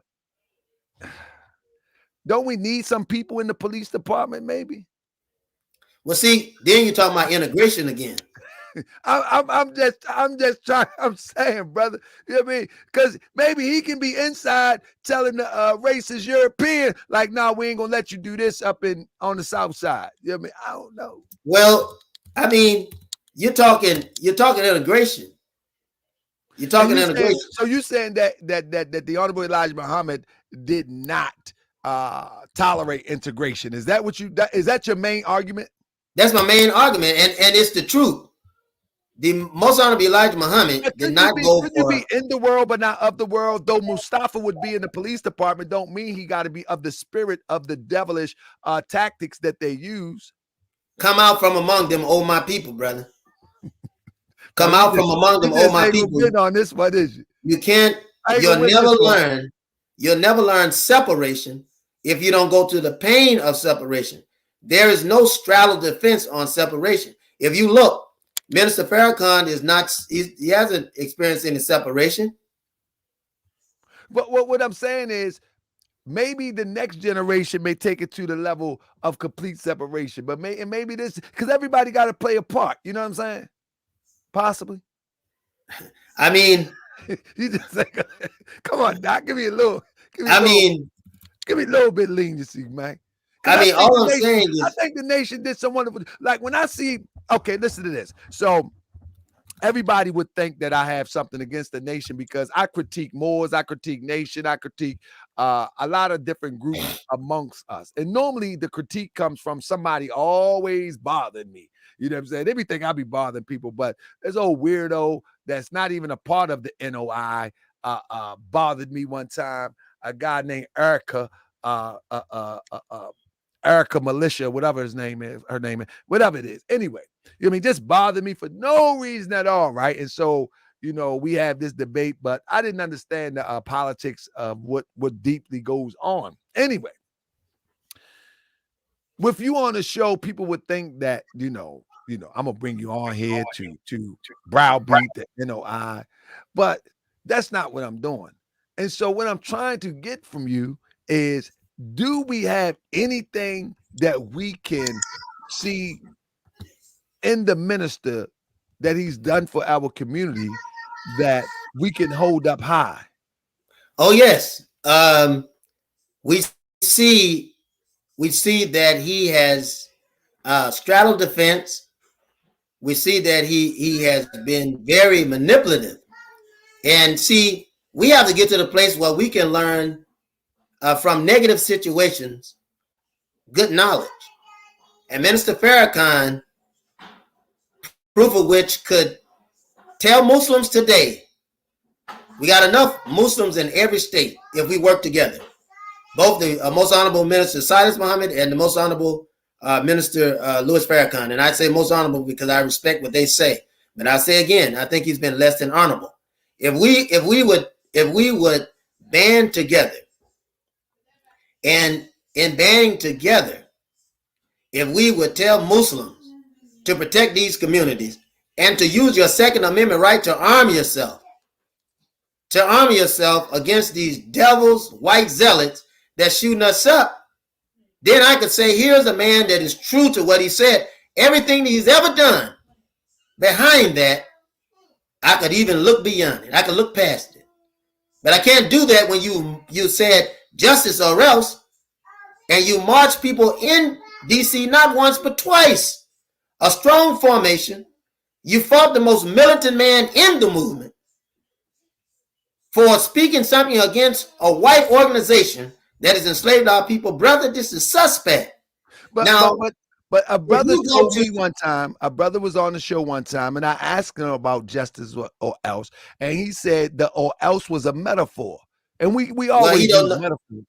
Well, he's defensive. He's defensive. You know, he's still under the haze. You know, when you're in a fog, you can't even see what's coming in front of you, so you have to slow down. Very good.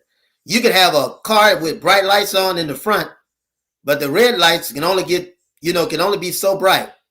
And you have to travel with caution. They tell you to travel with caution. So the same thing happens in a heavy rain. And so right now he's in a fog and has been in a heavy rain. And so he can't see. He don't know any better. He doesn't know any better. The rank and file Muslim under Farrakhan don't know any better. You have to have a Muslim that has been there for some time. Even I. Brother, they some shot. Brother, let me hold up, brother. Everybody is not under the haze. We got some sharp brothers that within the NOI under the leadership of the minister, brother. So how can we paint everyone with the wide brush? Well, they can't. Well, and that's good. That's a good question. But again, they're under when I said the haze, they're under the teaching of something that resembles Islam, but it could be classified as the first denomination under the Nation of Islam, because he's not teaching the teachings of the most honorable Elijah Muhammad. So and I want to show you this very quickly, brother. Okay, go ahead. Where can I paste this link? It says chat with everyone in studio. I'm going to paste a link here, and I'm going to tell you what it is first before I paste it, because I just want you to know, this start people on the research, that Mustafa Muhammad is a police. Nah, brother, stop that, man. He's a police, and he doesn't work. And they in April the 22nd, 2013. Can you tell your wife I say assalamu alaikum? I will. And tell your baby I say how the baby doing? I will indeed. All right.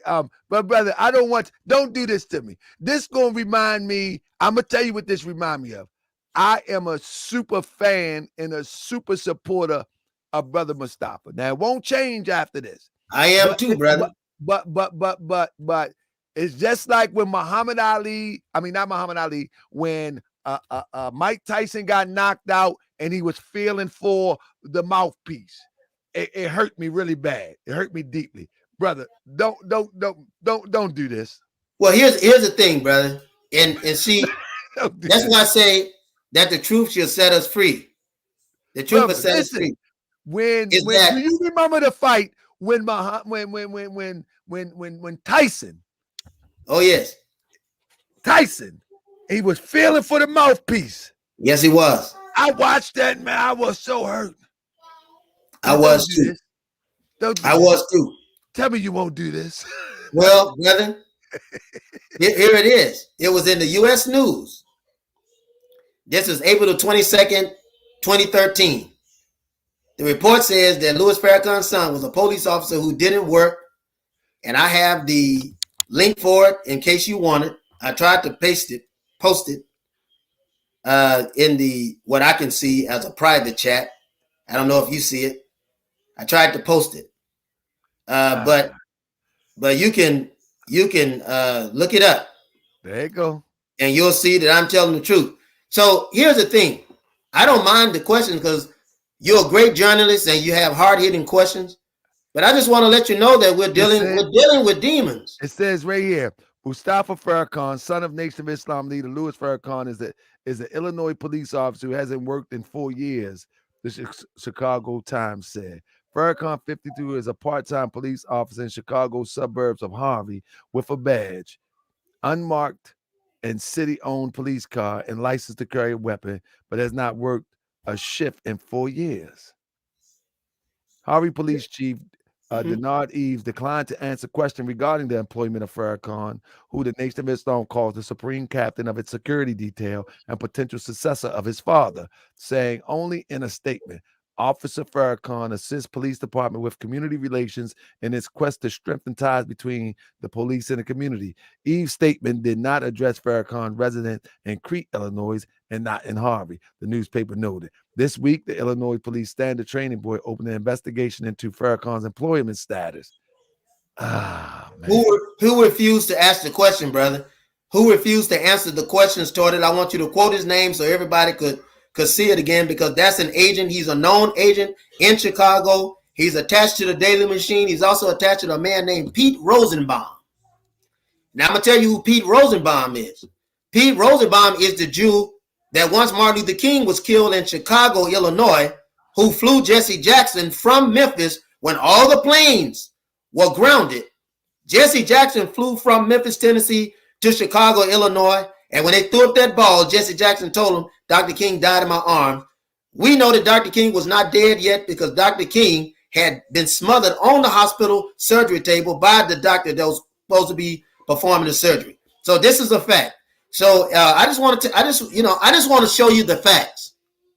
So how the hell can you say that you fighting the enemy when you right there with the enemy, brother? You can't do it. You can't do it. So this is the thing. Let me ask you a question though. Hold up. Here we go. Somebody said checkmate. That ain't no checkmate. Did Mustafa say that he worked for the police department? Got you. Mustafa has never denied. He never confirmed either.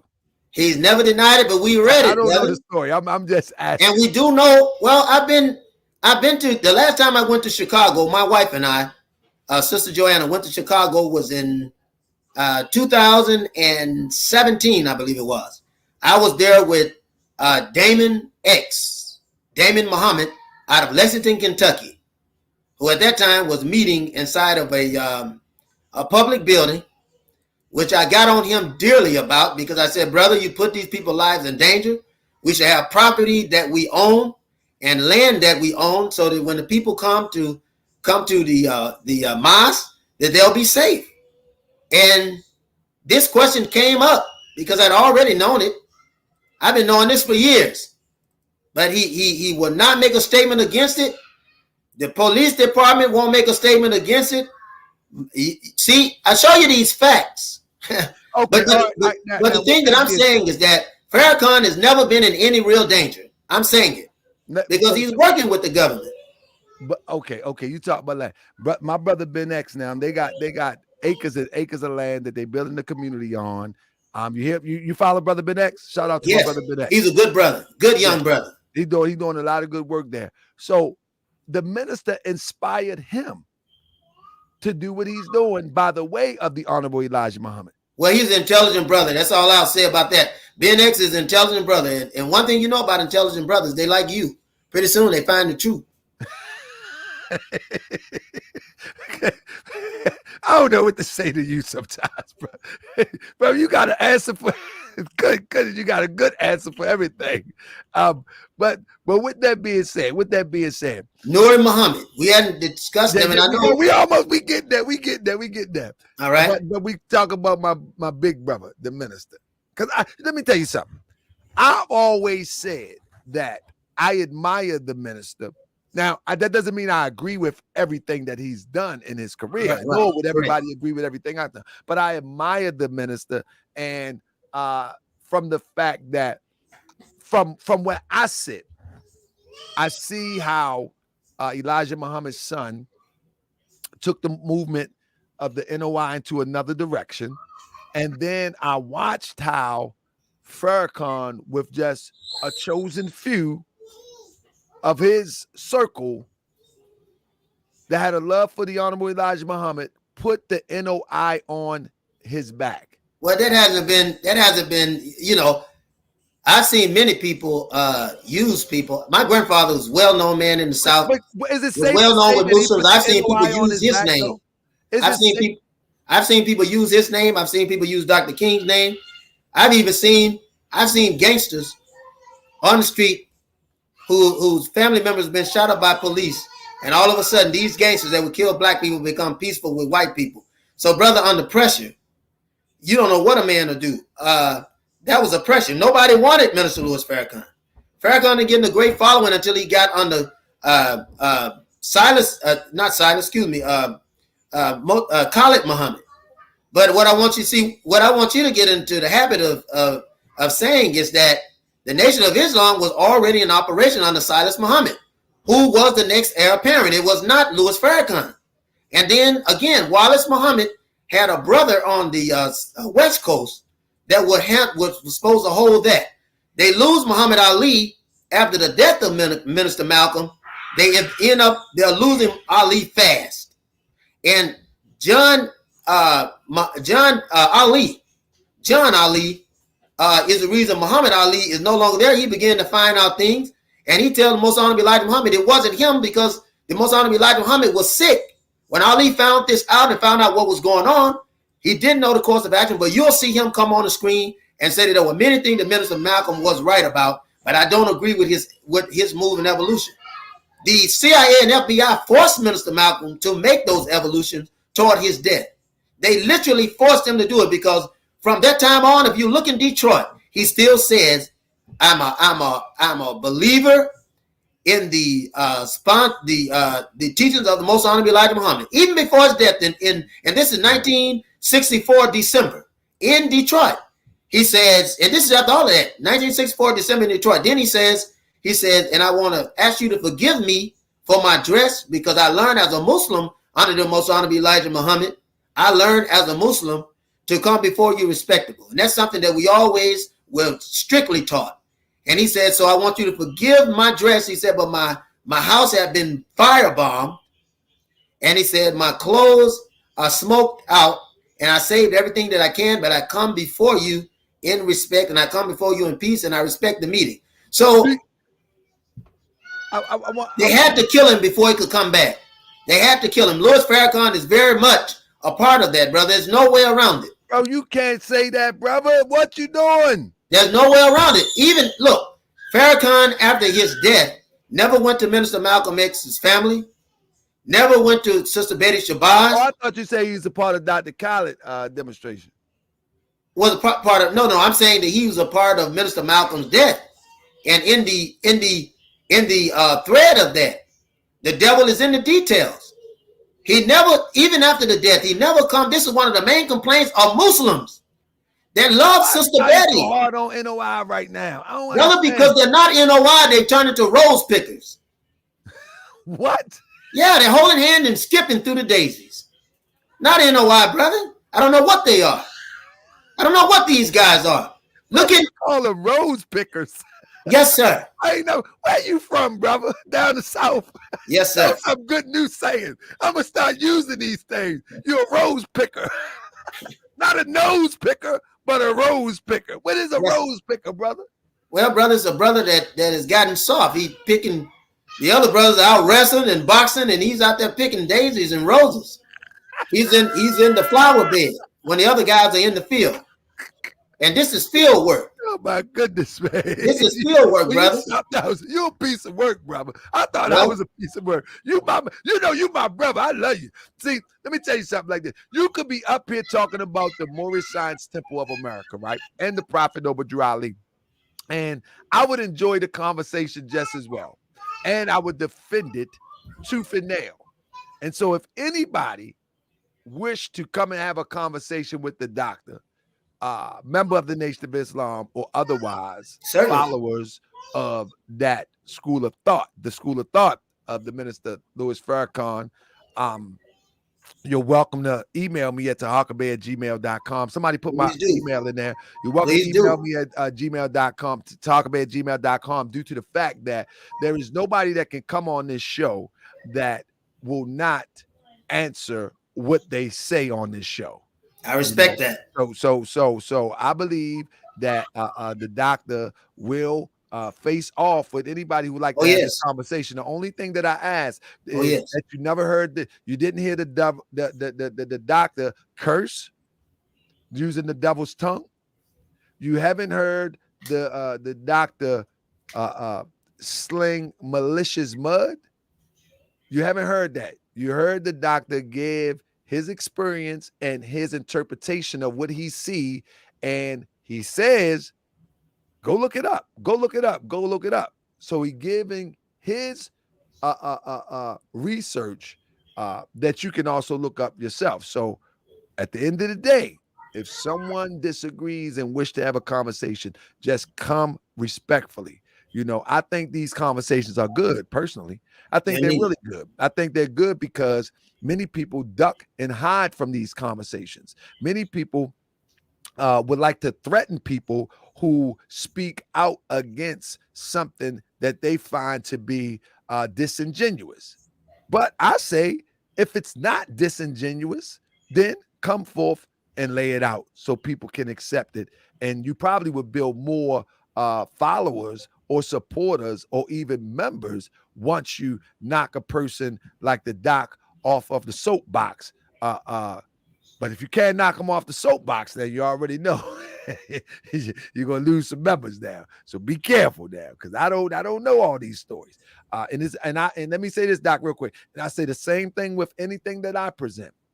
As opposed to trying to threaten me, as opposed to trying to talk that old crazy stuff, because I could care less. Personally, I could care less. The best thing that you could do is prove me wrong. Right. Because once you prove me wrong, Moorish World TV no longer has credibility. Right. You see? So anybody who disagree with anything that I present, and we got some investigative shows coming up soon. But anybody disagree, there's no need to talk about my mama, because I don't care, nor do she care. There's no need to talk about my children. There's no need to talk about criminal records. Nobody cares. I haven't been a criminal since I've been uplifting people. So whatever you're talking about don't make sense. Now, but if you are able to prove me wrong, you will kill the credibility of Moorish World TV, and I will go on and be no more. So just prove me wrong, and with the doctor, you can prove him wrong. Let me thank everybody who is hitting the dollar sign. Smooth said, great stream, more, and it's deep. But now, thank you, and we not finished yet.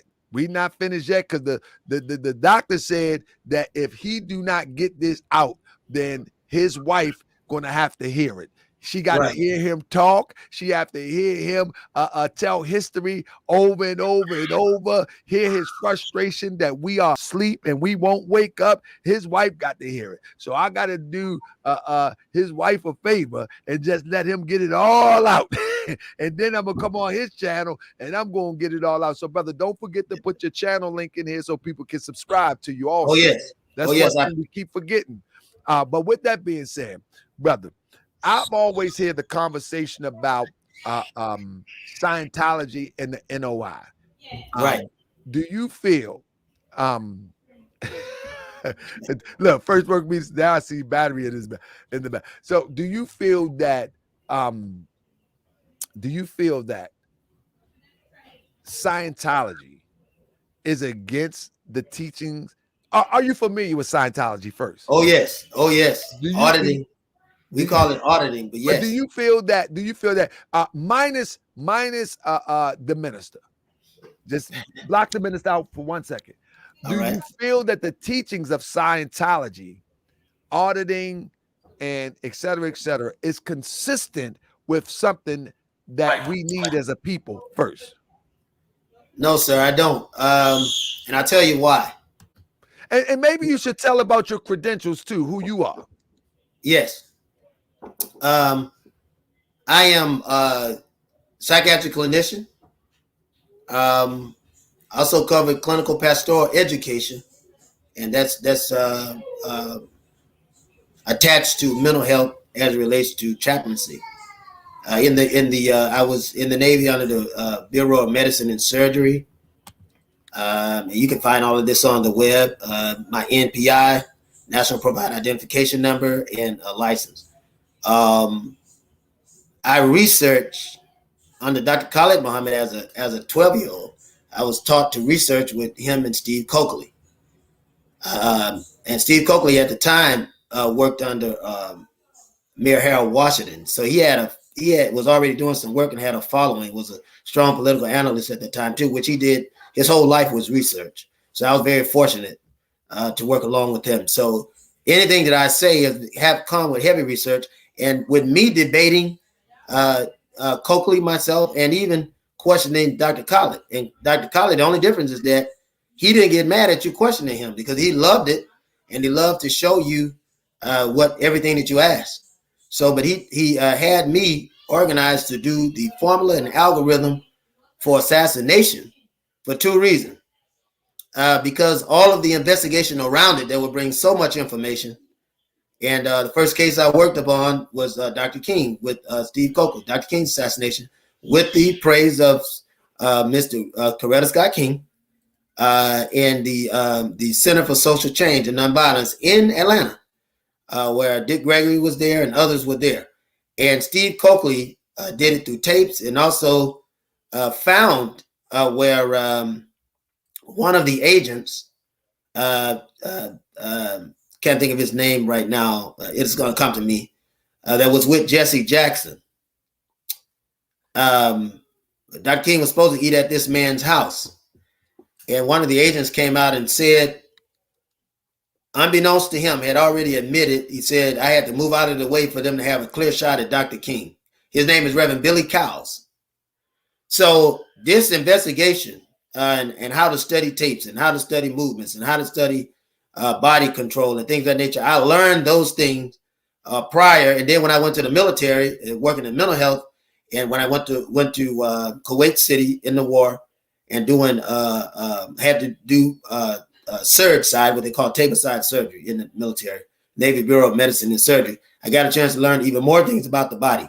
So there's nonverbal behavior that speaks for you.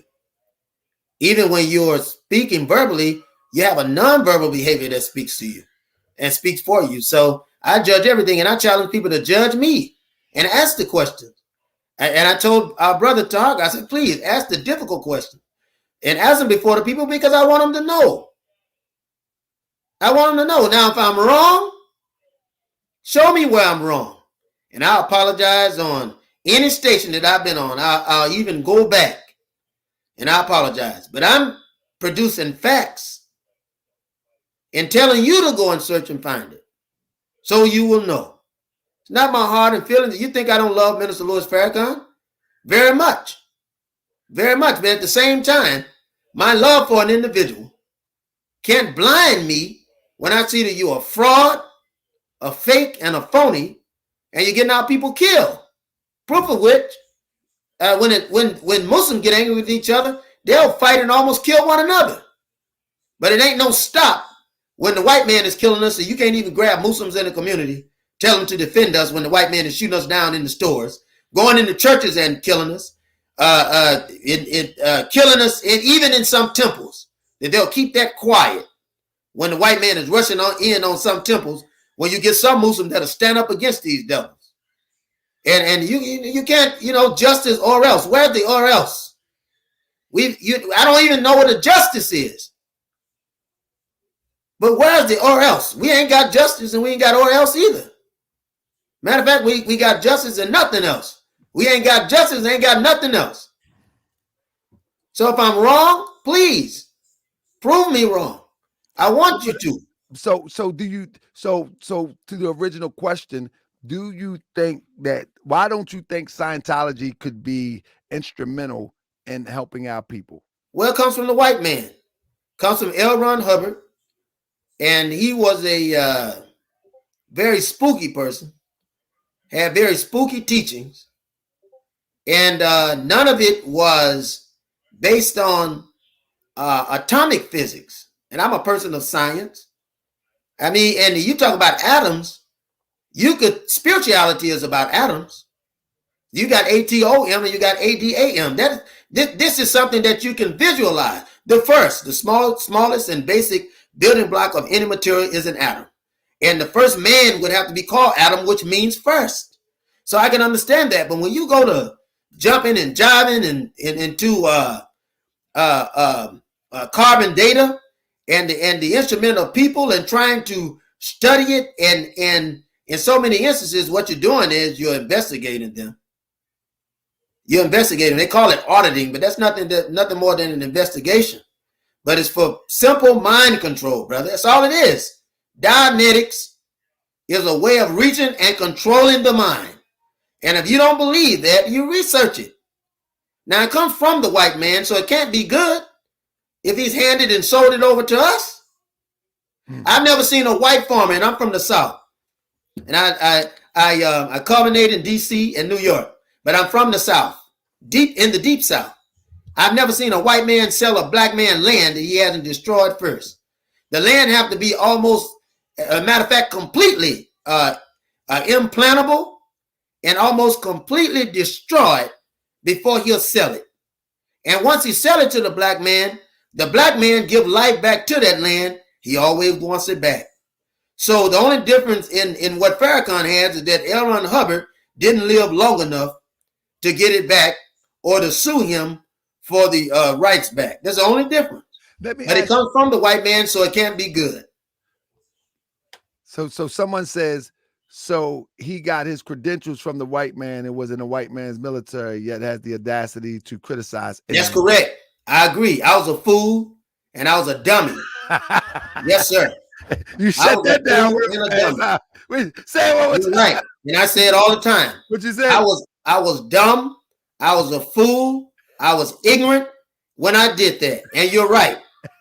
And that's why I don't want you to be a dummy. I don't want you to be a fool. I don't want you to be ignorant like me. I need my machine. When I went in against that man. You're right. I was a fool. I'm criticizing the very devil that I learned from. You're right. I was a fool. And brother, what I'm asking you to do is don't be foolish and don't be dumb like me and don't take anything that somebody's giving you. I agree with that. Shout out to Pugilism and Politics, brother David 3X. Thank you, brother. Hey, but let me say this. Do you think that the minister and his team would be able to look at Dianetics and use Dianetics for our benefit? Like, for instance, we use Europeans make cars we drive in. Right. You know, sometimes we like, I remember before the Hummer became a Hummer that they sold by GM, that brothers would buy one from the surplus and they put TVs in the seat. They make it their own. They did. Could you consider that the minister could see Dianetics as a way that the nation could make it their own to help and assist to develop the journey of unfolding the mind? Well, I think you can do anything that you want to do, but I think it's more powerful to use what the Most Honorable Elijah Muhammad had already had. L. Ron Hubbard went into this spaceship UFO type of teaching. The Most Honorable Elijah Muhammad had already talked about it. There's no need. L. Ron Hubbard stole it, and all you got to do is look at the time. The only difference is that the white man is able to pattern what he steals. The Most Honorable Elijah Muhammad, they were teaching this in Master Farrakhan Muhammad was teaching this in the late 20s, in the 30s. All you got to do is go back and search and reach it. So I think that it's misleading and misguiding folk to think that L. Ron Hubbard himself come up with this, because that's not true. And if you study the history of Islam, you will find out that I'm telling the truth. The Most Honorable Elijah Muhammad was already covering these things. The only difference is that he didn't get it in a book fast enough. We didn't control publishing like that. We didn't have that amount of control or the money to get it done for black brothers and sisters that did have these things. So it's misleading.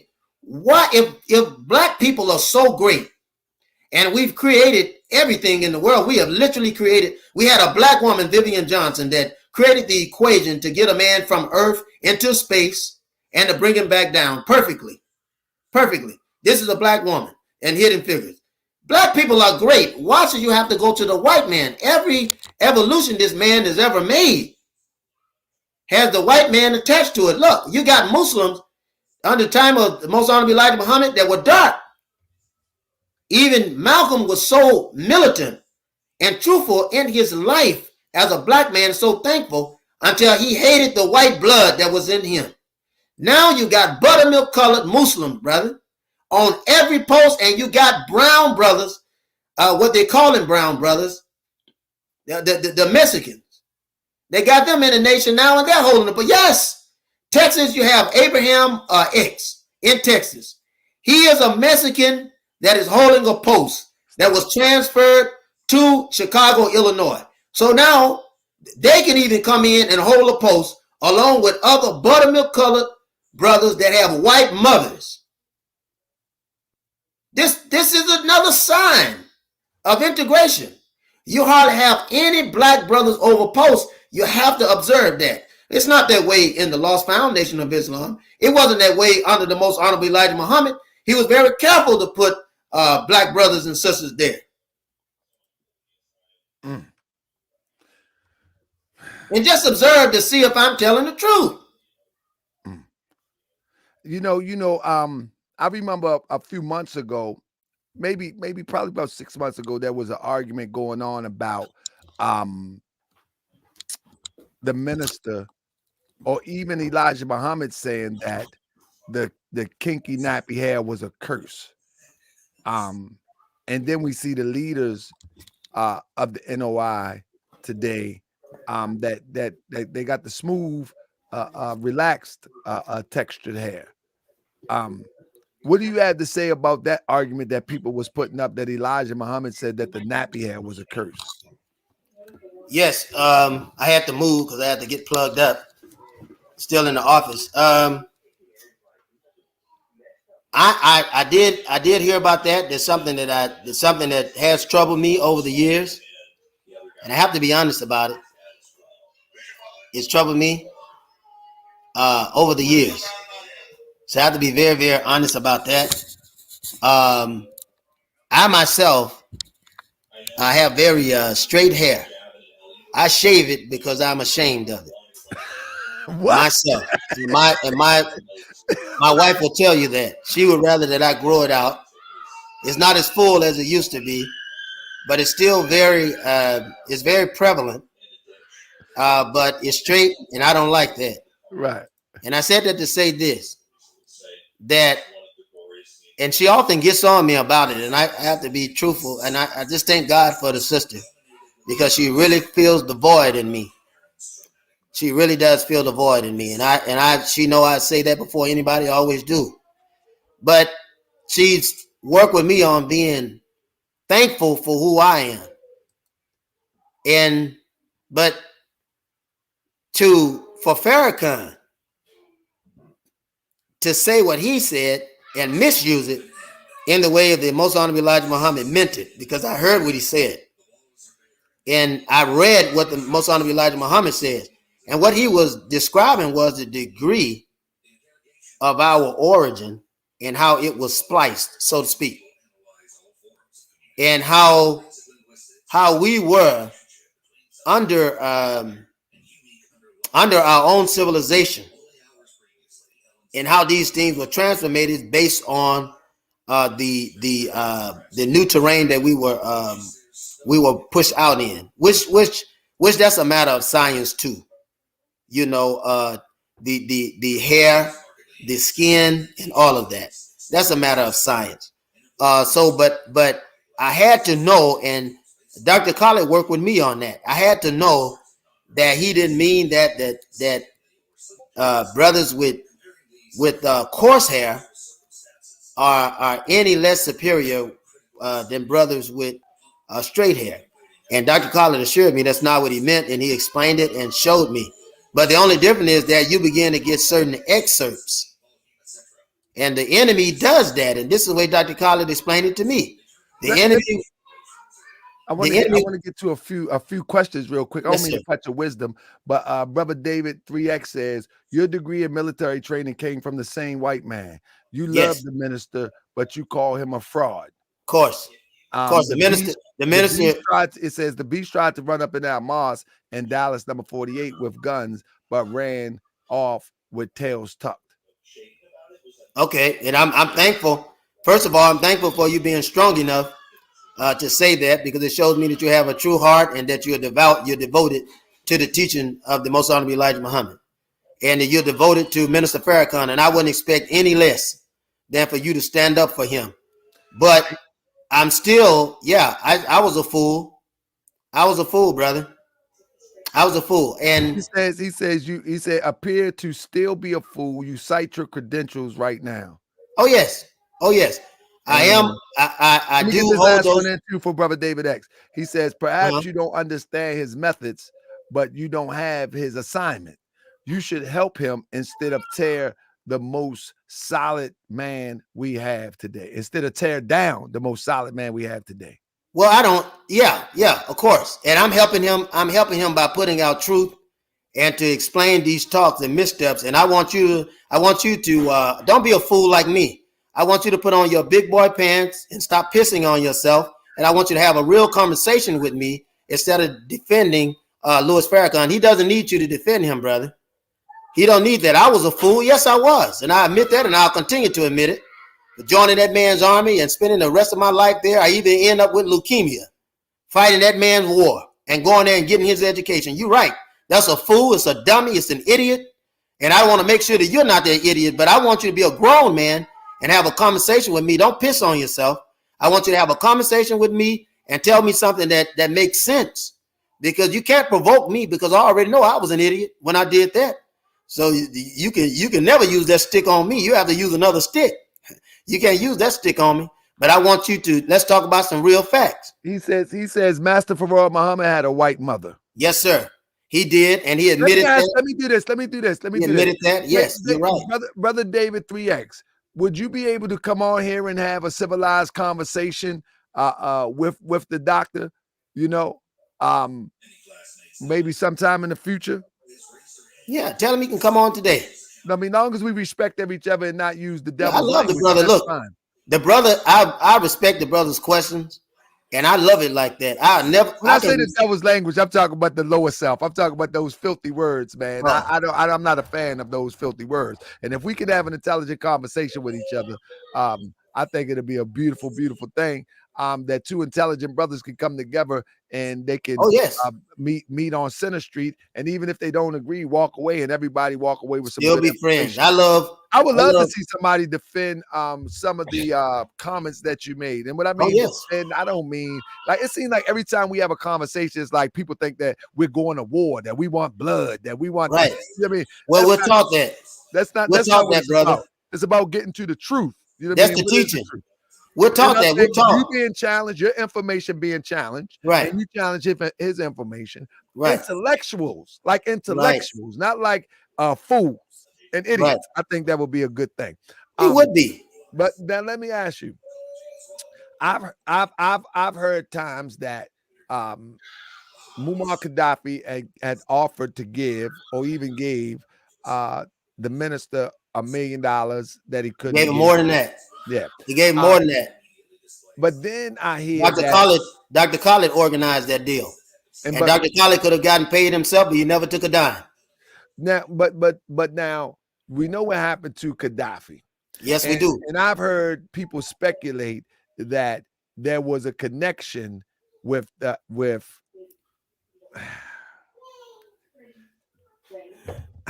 I know what you're gonna say. You might as well go and spit it out.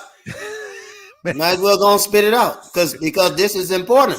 See, this is what I'm saying. And I've heard people make the connection with the NOI under the leadership of the minister, in association with I don't know if it's true. If it's just, it's, internet. You know how the internet go. That in association with the demise of our brother Gaddafi. Well, if directly, the Nation of Islam don't have that kind of power. Let me say that first of all. I don't care how powerful it is. I would call it the most powerful organization to date in the history of teaching of the Most Honorable Elijah Muhammad. I'm talking about the entire Nation of Islam. The entire Nation of Islam, though I count Minister Farrakhan's division, again, as a denomination, not necessarily the entire teachings. Just like the gospel according to St. Mark, the gospel according to St. Luke. He's teaching the Nation of Islam according to Farrakhan. He's deviated from the teachings of Muhammad, and I stay fluent on that. Now, however, in saying that, the Nation of Islam don't have that kind of power. No, what I mean is that if you say that, because this is the word that Farrakhan may have been in the bed with the government to get to that point. I don't believe it, but well, I want to say this: he's always been in the bed with the government. First of all, so that's not hard to believe. But if you don't rise to any height. You're in America. You own a plantation. And this must be discussed. We're in America, we own a plantation. So the man that run that plantation is going to give you a passport and let you go to some other country. As a black man, you got to get okay from boss. You got to get the okay from boss to go. And if you're going, then he gave you the permission to go. Where does all that money come from? You can't raise that amount of money among black brothers and sisters to, brother, do you know how expensive it is to go overseas? Yeah, but I'm just saying, it was a government, they saying that it's a government operation that it has to be. Yeah. It has to be. Look, when Minister Malcolm flew overseas, the government tried to give him money. His sister Ella had plenty of money. She was considered a millionaire for her day. If you look back, Sister Ella Little Collins, because she did real good in real estate, like a lot of other black folks. And she could fly Minister Malcolm. But she didn't have enough money to send both of them. But when Minister Malcolm got over there, he didn't even have a hotel to sleep in. He had to sleep in the airport using his material that he prayed with, turn it into a living room, turn it into a bed. So with the comfortability to go over there in this late date, the government would have to finance you. And to be able to get close to Muammar Gaddafi, can you fly to get close to Muammar Gaddafi? There are powerful white men, powerful black men, such as Ron Brown, who couldn't fly to get close to Muammar Gaddafi, and he was a well-known journalist and analyst. So you got to recognize that the government was a part of it. I bring you back to Adela Shabazz. That's her name. That was Malcolm's daughter. Adela Shabazz, when she had the interview with Minister Malcolm on Mike Wallace, she said, yes, the government. She said, yes, the government. Certainly. But she said, you all are complicit in the action that got my father killed. You pulled the triggers. So the government has always been there. He never said, well, no, not the government. He's not going to say that and shoot himself in the foot on national television, brother. Then we got to be real. You think I don't love the Minister Louis Farrakhan? I love my brother. I got a brother that's on drugs. I wouldn't trust him to escort my family from the front door to the back. But I love him. My brother David X, I hope you email me, brother, because I'm sure the doctor will have a conversation with you. Let me read this real quick. Saying that our features changed when we went into an environment that would lead to the change is science. The fact Shabazz disobeyed was the problem. You're being mischievous with the teachings. So he's saying that Shabazz disobeyed, and he's talking about Minister Malcolm. I understand that. You're right. You're right. He did do something against what the Most Honorable Elijah Muhammad said, and for that he was silenced. For disobeying the Most Honorable Elijah Muhammad. but the rest of the fuel of the fire was carried by the CIA and the FBI behind the scenes, financing Muslims to do it, brother. That's all I'm saying. And Farrakhan was one of them. You can't outcount it. In Muhammad speak, there's a portion, and I want you to research this, brother, because I love you so dearly, and I thank you for your question, and I pray God that you have many, many more. In Muhammad speak, Minister Farrakhan, in an article called Hypocrite, attacked Malcolm, the man that he said that he admired and loved. He attacked this man and used dangerous words, which would have gotten his wife killed, his little girls killed, and everything else. And they was gunning for the man on several occasions when he was with his family. And Farrakhan was leading that not only in the paper. There are Muslims that admitted, Wallace Waradeen Muhammad admits it. He's an agent. He says it in front of Farrakhan on a talk show in India. Farrakhan does not deny it. So I'm just saying, look, we have to be honest. I love the black community, but I can't take up for them. When we were we were at the campaign for Mike Brown. The campaign for Mike Brown, it happened in 2014. Jesse Jackson came there trying to take people's money. And you can ask anybody that was there. He wanted to raise money. I got on him in front of the camera, and we took that money and told everybody whatever they put in it, come get it back, and we pray that you're honest. You have an honest system. Come and get this money back, because we never asked for it. And we didn't want anybody there misusing the people. I was still a Muslim. Still a Muslim, brother. Still one today. You think I don't love Minister Farrakhan? You don't know. But when you see something, brother, when you see something and you don't deal with it, whether you be Muslim, Christian, Zoroastrian, or whatever you are, that's the thing that kills your soul. It will begin to eat away at you, and you'll find out if you keep pushing stuff away, that you'll cease to be the man who you are. Just like a man who started dealing drugs. First time he did it to survive. He was just trying to make ends meet. But the more he dealt with it, the more he had to change in order to survive in that life. If a man is drinking, when he first drank, he drank to get a little release. Then he started to depend on the alcohol. If a person is on drugs, they first used drugs to get some relief. Then they became dependent on it. When a woman went out as a prostitute, she was probably a virgin the first time she had sex. But then she, after a habit of it, she became manipulative with it and became mischievous. So these things that we deviate through, or the things that allow us to deviate or cause us to deviate, will change us and who we are at the core if we're not careful. And that is the reason I believe that Minister Brother Taharka Bey is having this show on, and that's my respect for him. And that's the same reason I believe you're really asking these questions, because I know that you've been hurt like me, brother. You've been hurt, and I'm still hurt, because I lost a brother that was poisoned, and the same people was involved.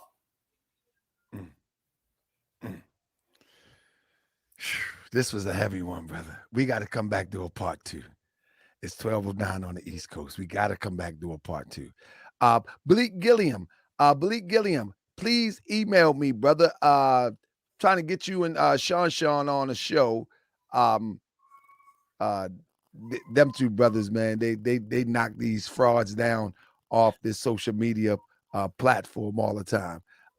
But with that being said, let me also share this real quick. Again, family, real soon, I will be doing this presentation on Elihu Pleasant Bey, the one that does the Moorish American government.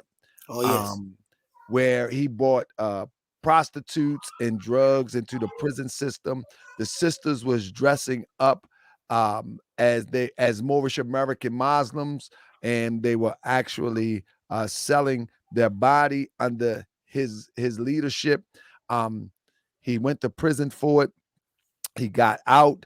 He left the Moorish. I mean, he was exiled from a group known as Moorish Science Temple of America Incorporated, and he continues to move on this weird little hustle game, and it's moved right now by his front runner, named a guy named Commission Adapt. And now let me just say that many people like to say, well, everybody make mistakes. Everybody make mistakes. Well, when you're conscious and you claim to be conscious, some mistakes cannot be tolerated. That's right. Now, and if he was pimping sisters before he put on affairs, if he was pimping sisters and selling dope before he put on affairs, then of course, when you put on affairs, you don't do those things no That's more. right.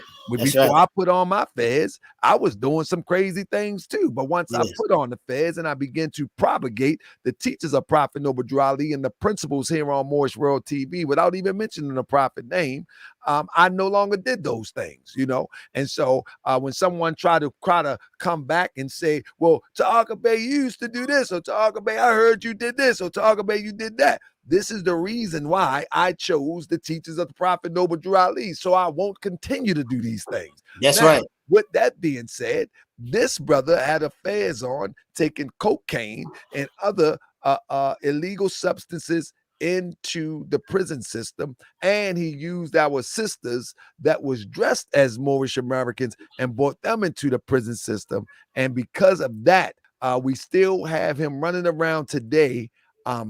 That's a brief little article right here. We have him running around today where he can no longer be the face, so he has put somebody else to be a face and share these crazy concepts of Moorish American governments and all of this crazy stuff. And so I want you to stay tuned, family. When you see this up, you're going to be very, very, very enlightened how we have people moving amongst us just to mislead, misguide, and get into our pocketbook and bank accounts. They could care less about your salvation. They want to get in your bank account and in your pocketbook. With that being said, we got James Muhammad in the building. Thank you, brother. Assalamu alaikum. He said, would you criticize the Honorable Elijah Muhammad and Malcolm's use of Dale Carnegie's work like you criticize Farrakhan's use of auditing? First of all, if you research that, brother, and I want you to do this, Dale Carnegie didn't come up with that word. So I want you to research that. And that's what lets me know that you have a very immature mind. I want you to research the questions that you're asking me and find out who Dale Carnegie stole that work from. I also want you to research, because I know this is going to come up. I also want you to research the Ford engine, because I know some people talk about that too. But you'll find out that Booker T. Washington organized the assembly for the Ford line that also gave jobs to many Muslim brothers. And that was created. That credit is given to Booker T. Washington. So I want you to study. Don't get sensitive. We have too many sensitive men with female emotions. I want you to be a man. I want you to study the questions before you bring them to me, because I want us to get real results. There are people out there hurting, brother. And that's my reason for being on here. I don't want to mislead anyone. There are people out there hurting. And these people are the people that we have to take care of. And you're one of them. And that's why I'm hoping that you would go study and research and stop defending a man that you know nothing about, because you don't know. You probably haven't even been in the nation very long, maybe 5 years at tops. Even if you said 10, I still got you there. And so are you really studying, or are you just listening to speeches? That's the question. That's the question, because I know rank and file Muslims and even well-known Muslims that wouldn't challenge me on this, and we still embrace each other and love each other as brothers. So I want you to be a man. And here's the last thing I want to say is this: is that if you look at Nuri Muhammad, look at Westley Muhammad.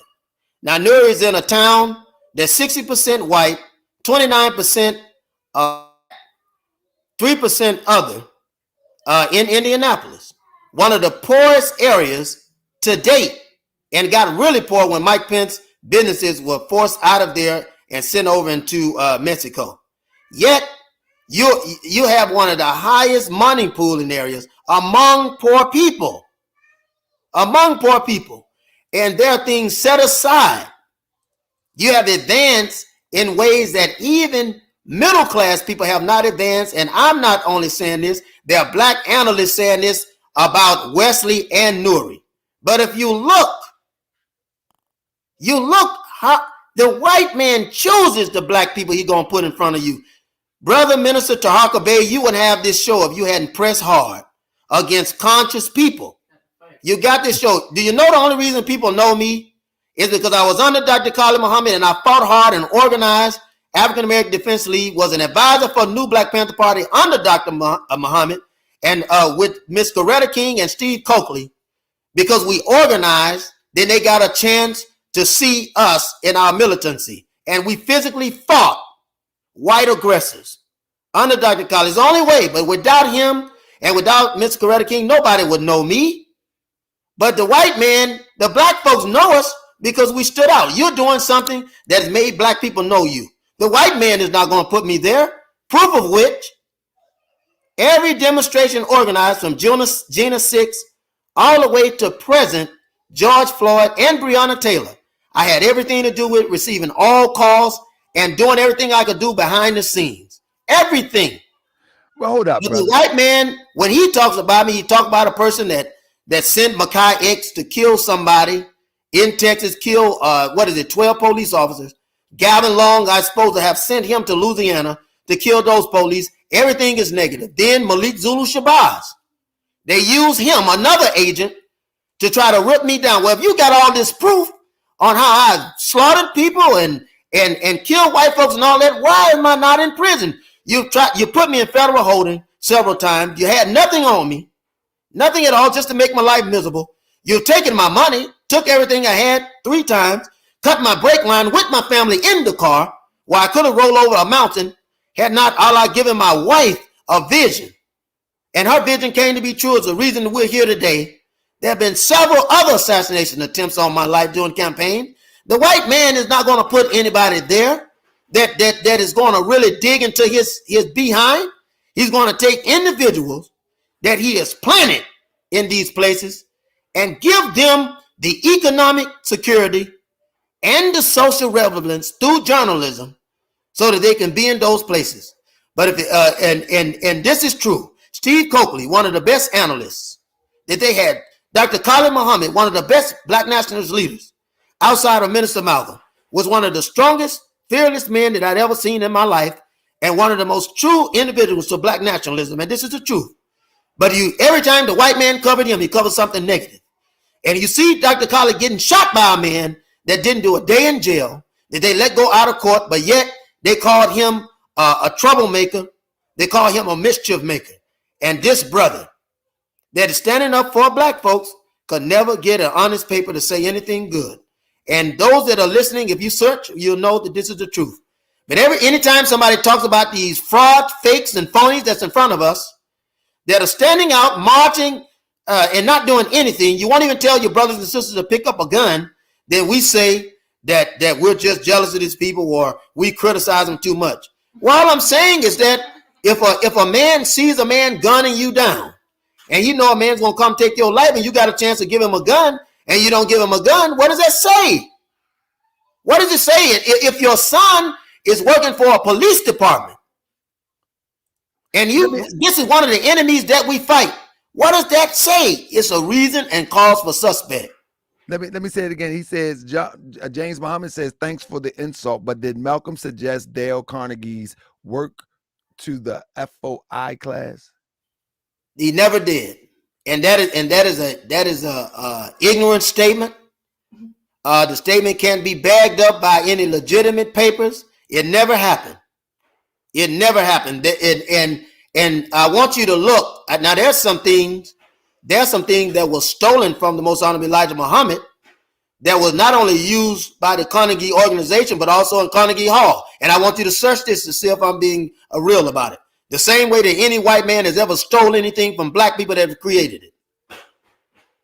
And now, again, I'm asking you to be a man. I'm asking you to study and ask me a real question that's going to help and save our people, brother, because you won't get me on here to fuss with you. I love you too much, even in your ignorance. Let me ask you this, doctor. What do you have to say that in this hour, they have many brothers in the Nation of Islam, they see Farrakhan as the minister, as the Christ, as Jesus come again, as the Mahdi, as the Lord. No, for real, this is true. What do you have to say to that? This is true. They see that this is true. That he's the savior. He's the comforter that was spoke of in the Bible, the Mahdi that was spoke of in the Quran. I've heard him say it. Now, my only answer to that is that Master Fard Muhammad can't be the Mahdi, and Minister Farrakhan be that too. That's all I'm saying. Now, according to the original teachings, the Mahdi brought us the word. He brought us the word. He's not going to make a mistake and bring us another word, brother. God don't work like that. He changes not. He's the same yesterday, today, and forevermore. And I heard another brother in the comment, Master Fard Muhammad had a white mother. Yeah, he does talk about having a white mother, and he still tells how evil the white man is. So that is why he would be the best person to tell you that the white man is the devil, because he know he had a white mother. And that's my answer to that. Now, God don't make any mistakes. Minister Farrakhan this is another sign of deviation. Another sign of deviation. You've already had the Mahdi, the intelligent one to come, the supreme teacher to come. The messenger will give us these words. Then how is he going to turn around and reappear again to give another word that is adjacent to the ideals and the morals of the white man, which are evil? It can happen. So I believe that in his old age, I pray not, but in his old age, I think it could be senility. And I think that this is the strongest sign of deviation that we could ever see. The strongest sign for him to cite himself as the Messiah, opposed to cite himself as a Messiah. I can say a Messiah because you've had many Messiahs to come through, which is no different. The only term only means leader. It only means enlightened one. And people in every generation are enlightened. But for you to say that you are the Messiah, then this is a question and a cause for mental health evaluation. And this is a question and a cause for deviation toward the Nation of Islam. Let me say this. I got two more questions before I get out of here. My brother from First Work Media, that's my brother. He actually sent me this book here. This is a really, really good book about the national agenda from the Million Man March. And he asked a question. Shout out to my brother from First Work Media. He sent this to me for free because we had a conversation on the channel about what are we doing, what we supposed to be doing, what's going on, what's the plan. And he sent this to me, and I'm forever grateful that he sent it to me. But so shout out to my brother from First Work Media, and y'all should go over check him out over there at First Work Media. But he asked, did Master Farrakhan Muhammad love his mother? And I think that would imply that his mother was of European descent. And did he love his mother? He did love his mother. It my understanding that was a contentious relationship because the acts of racism. So he did love his mother. Also, and I want to thank the brother for that book, because they call it, the book you have, I read that book, they call it The Pragmatic Plan, and that would be a great book to discuss. At the bottom, you'll see they say The Pragmatic Plan. That would be a great book to discuss. That's what I call it, pragmatism. And I lean on those words. And I'm an avid reader, so anything that comes out, I'm always trying to read it first. But yeah, what he intended to do.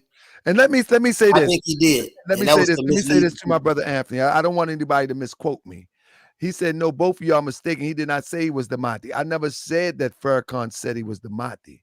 I said it is said. I've heard him say it. Have called him the Mahdi. I have heard it. So I have heard him say that he is the Mahdi. I've heard him say that he is Jesus.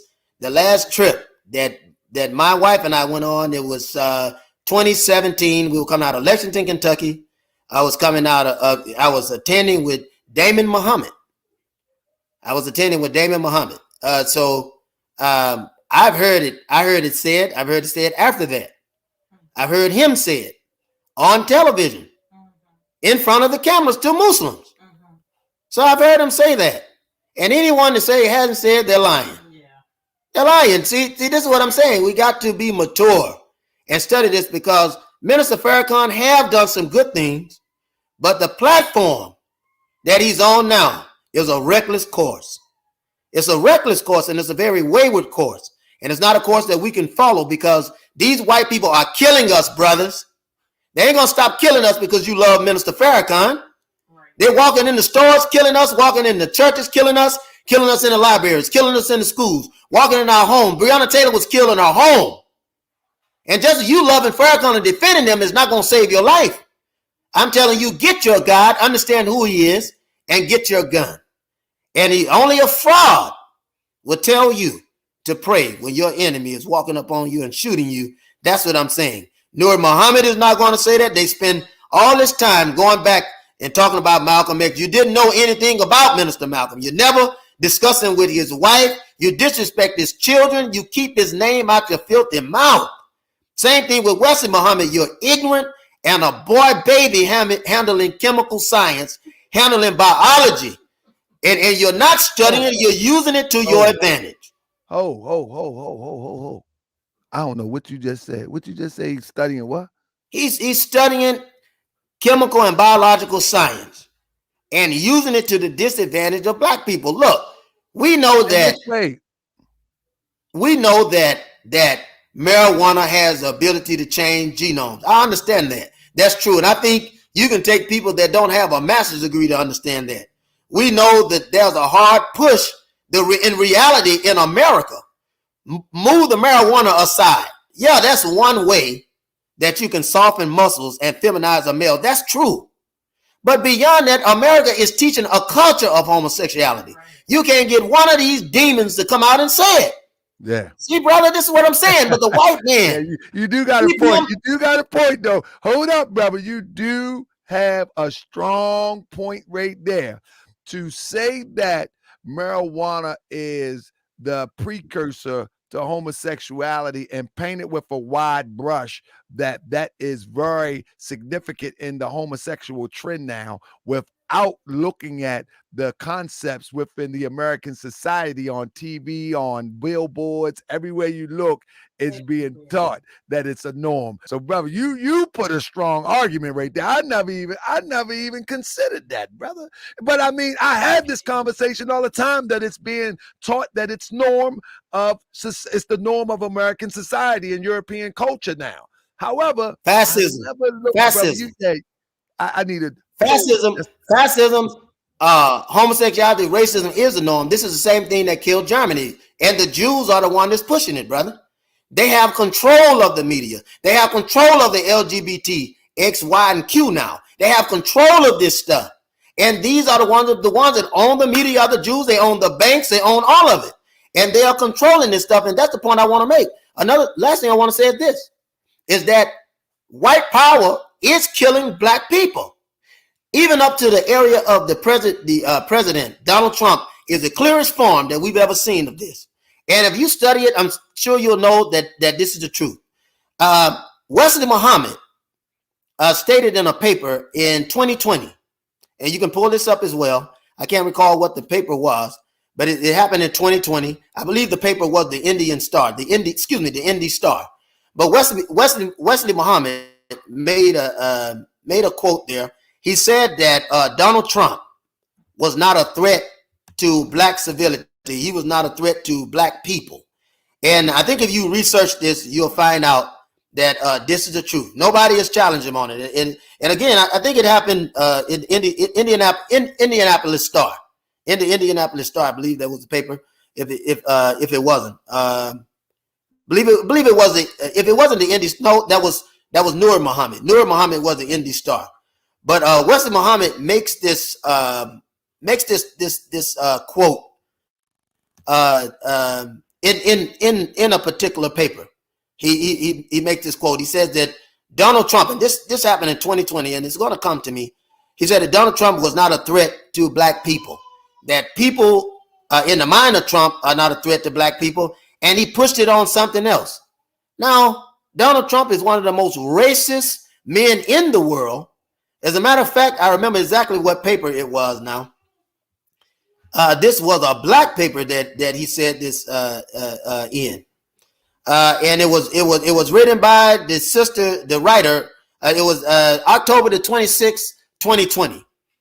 And I want you to check this. October the 26th, 2020. It was written by a sister named Ashika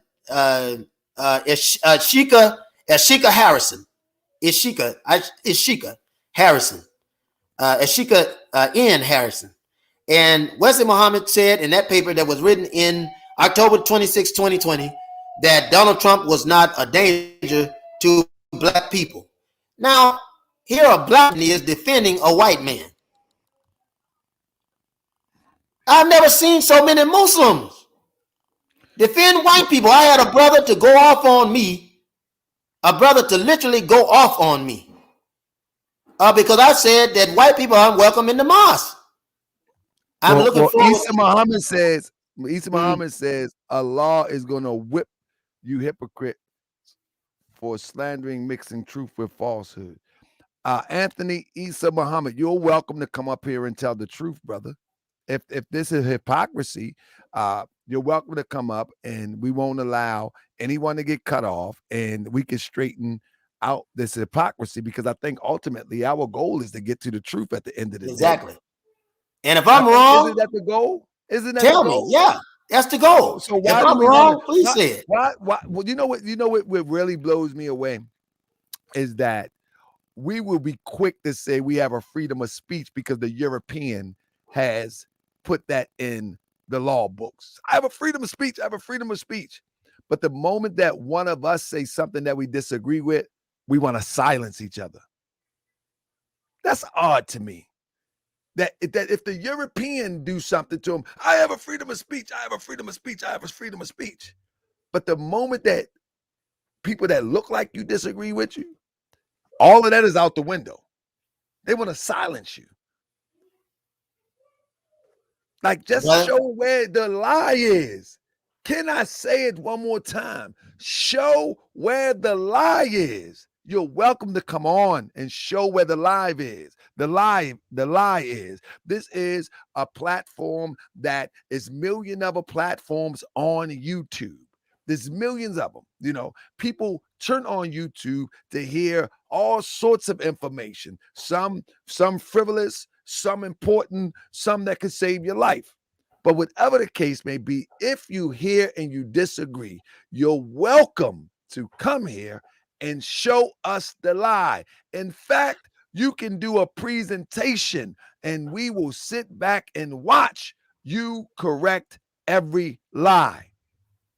I insist on it. I invite anybody. I insist on it, and I'll be more than welcome to come back. And if I said anything that is in error, now you got to make sure that it's in error. I don't want you getting bits and pieces. And show me where I've erred. And let me show you this. Let me show you this. My brother said he sent a let's see. He said he sent a I want to thank my brother Lang for the Cash App, and anybody else who does a Cash App. If I don't catch you, I thank you. He said he sent the email. I'm looking for the email now. At taharkabay@gmail.com. taharkabay@gmail.com. I'm looking for it now. But if you sent the email, I don't see it as of yet. However, okay. Not much longer. I don't see it now. But send the email. Send the email. And I'll see if I can get brother to come back maybe tomorrow. I wouldn't even mind tomorrow. I wouldn't even mind tomorrow. Because the brother, and I say that the brother David X, thank you for your support of the show. And I definitely will have you come on and speak. And me and the doctor will not interrupt you. Will not interrupt you. I will not allow the doctor to interrupt you. Nor will I allow myself to interrupt you, and then we can have a dialogue. If you email me, I didn't see the email. Let me put it back up here. So you might have sent it wrong because I don't see it. taharkabay@gmail.com. Hey, Doc, before we get out of here, what do you think about Dr. Amos Wilson? I think Amos Wilson was a brilliant brother. I think he was brilliant. I think he was bold. I don't think we'll have anyone of his magnitude in the field, the area that he was in, because he was a bold brother. He didn't back down, and he stood on his principle. And if he was wrong, he was willing to say so. He had tried everything else and he would literally work out a system to discuss everything before he made decisions. And he was very transparent, so I think he was good.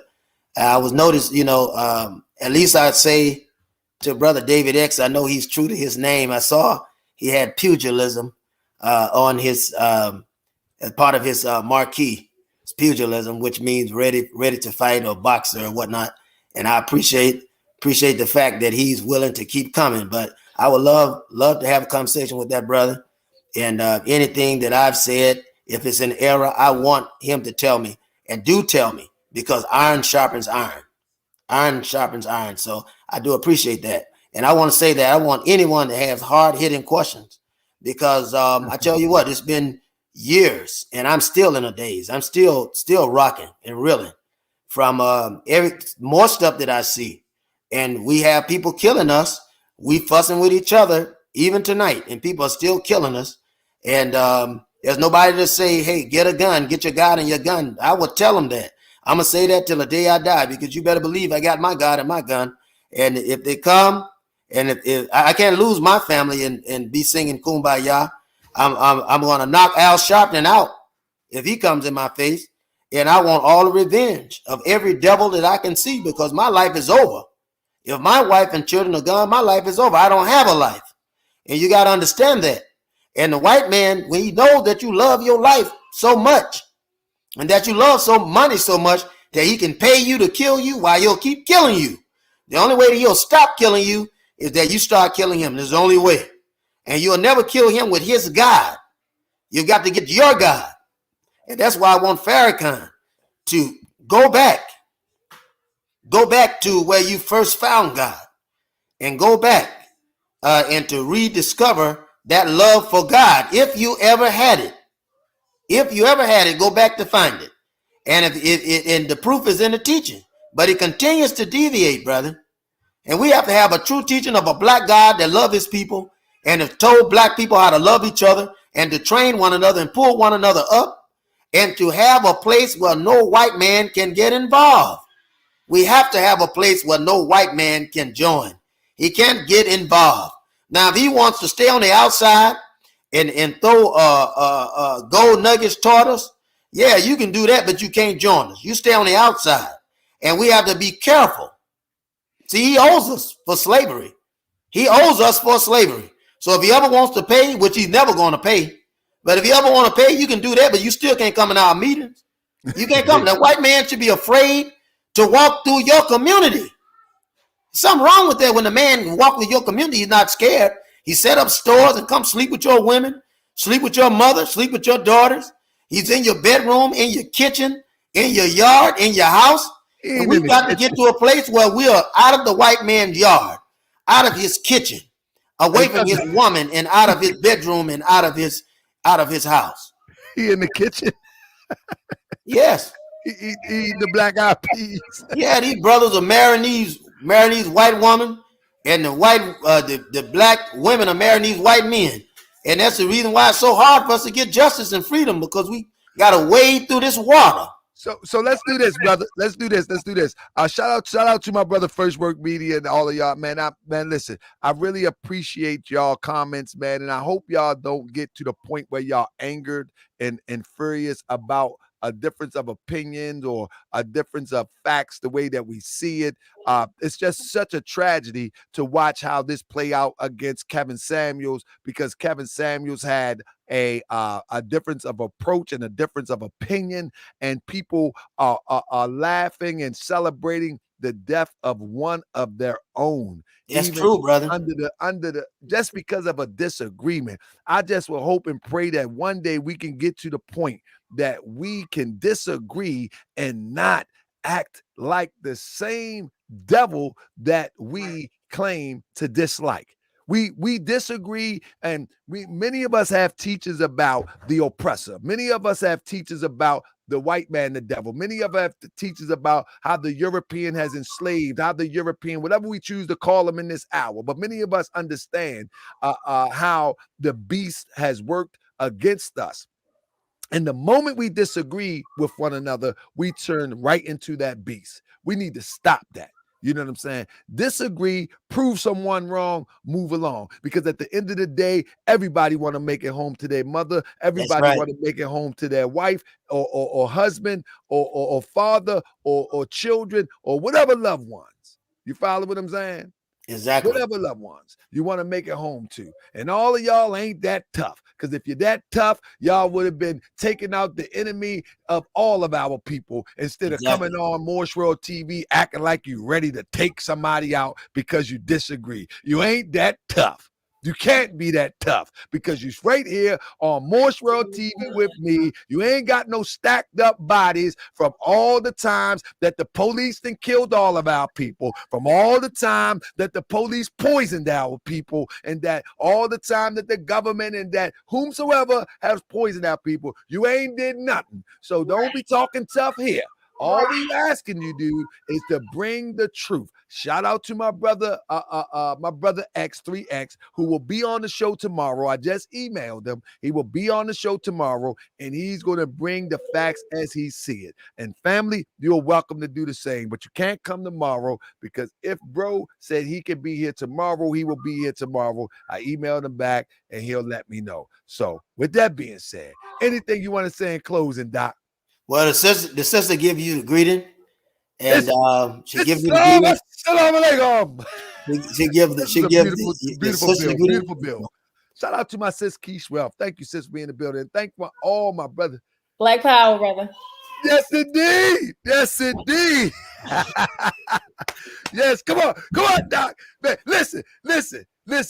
As long as the sister is happy that you got the steam about you, I'm happy.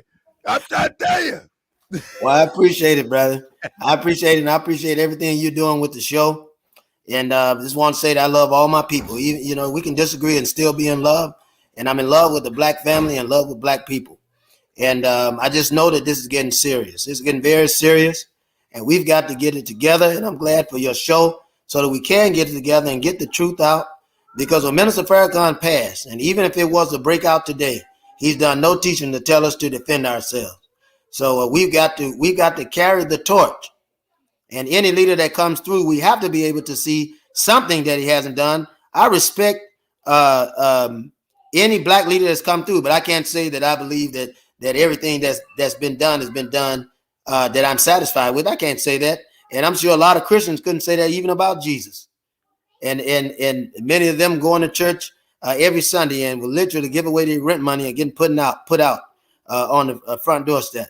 So it's just good history and good knowledge to what you think it should be about, to take that further and set down those roots. And the main thing is that your heart is sincere and that you mean it, so that whether you be Muslim, Christian, Zoroastrian, Confucian, whatever you may be, if you're black, we're still united, knowing that we're all serving the same universal God, and that his plan is for us to be liberated and to have salvation, and that we stand in righteousness.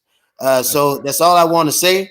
And I love you, brothers and sisters, and peace be unto you, brother, for your show. And I want to peace be unto the Christian. I say, if you're Christian, peace be unto you. And if you're Muslim, I say, in the Arabic term, assalamu alaikum. Man, and I appreciate you, brother. And I'll be emailing you. If the brother hit me back, I'll be calling you. Certainly, I'll be ready. And assalamu alaikum to you and your family, and especially assalamu alaikum for to your wife for allowing you to spend these hours with us, because we don't get compensated monetarily. We get compensated from the universe. And for all those who has hit the Cash App or anything, I thank you and all of that. So tomorrow we might just very quickly to everyone. And I didn't, let me put this put my link in there for you to share it. I have a book out. I have to support myself with books too now. That's right. And so I want to say that, and I want to leave this information with you, because we've had a very difficult time and even opening the clinic, but we're still going on in faith to believe that these things will be done. So I want to give you this link for my channel, but I also want you to know that I have several books.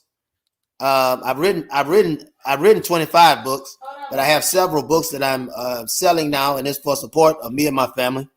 We have it on PDF. It was on Amazon, but Amazon kept ripping me off and attacking my publishing rights for my own work. And so taking it off of there, and I created my own site.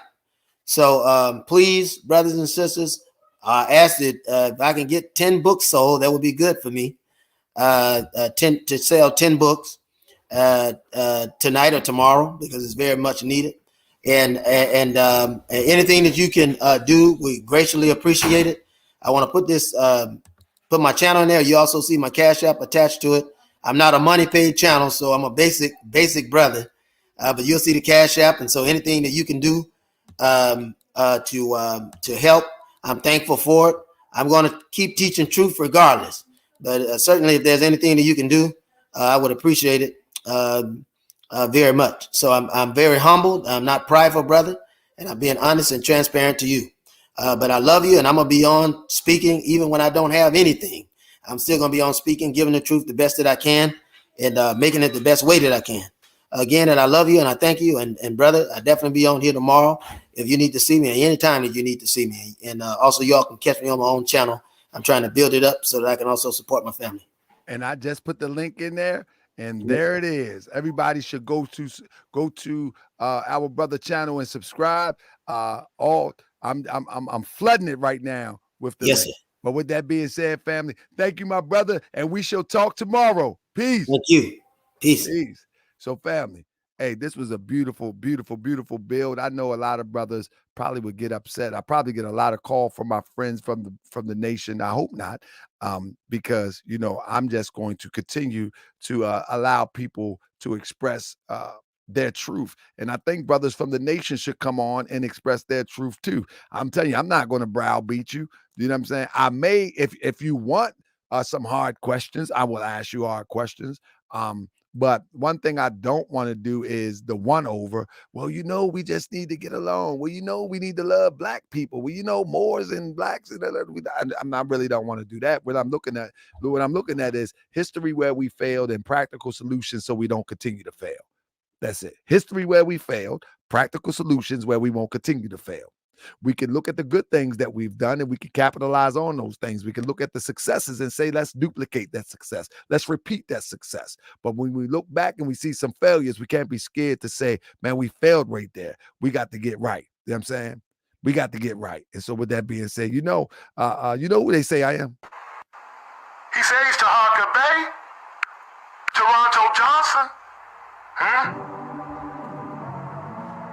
I called for a Moorish court on brother Toronto Johnson and anybody who's riding with him with this scandal, with these videos of me and my wife frauding the people.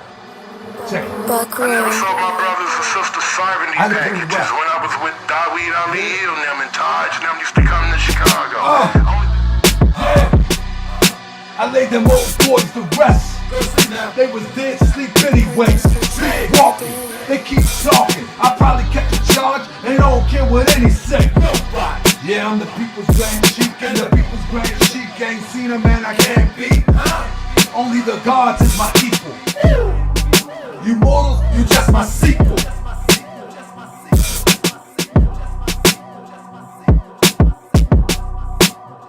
just my sequel. What the 85ers? Dip divers?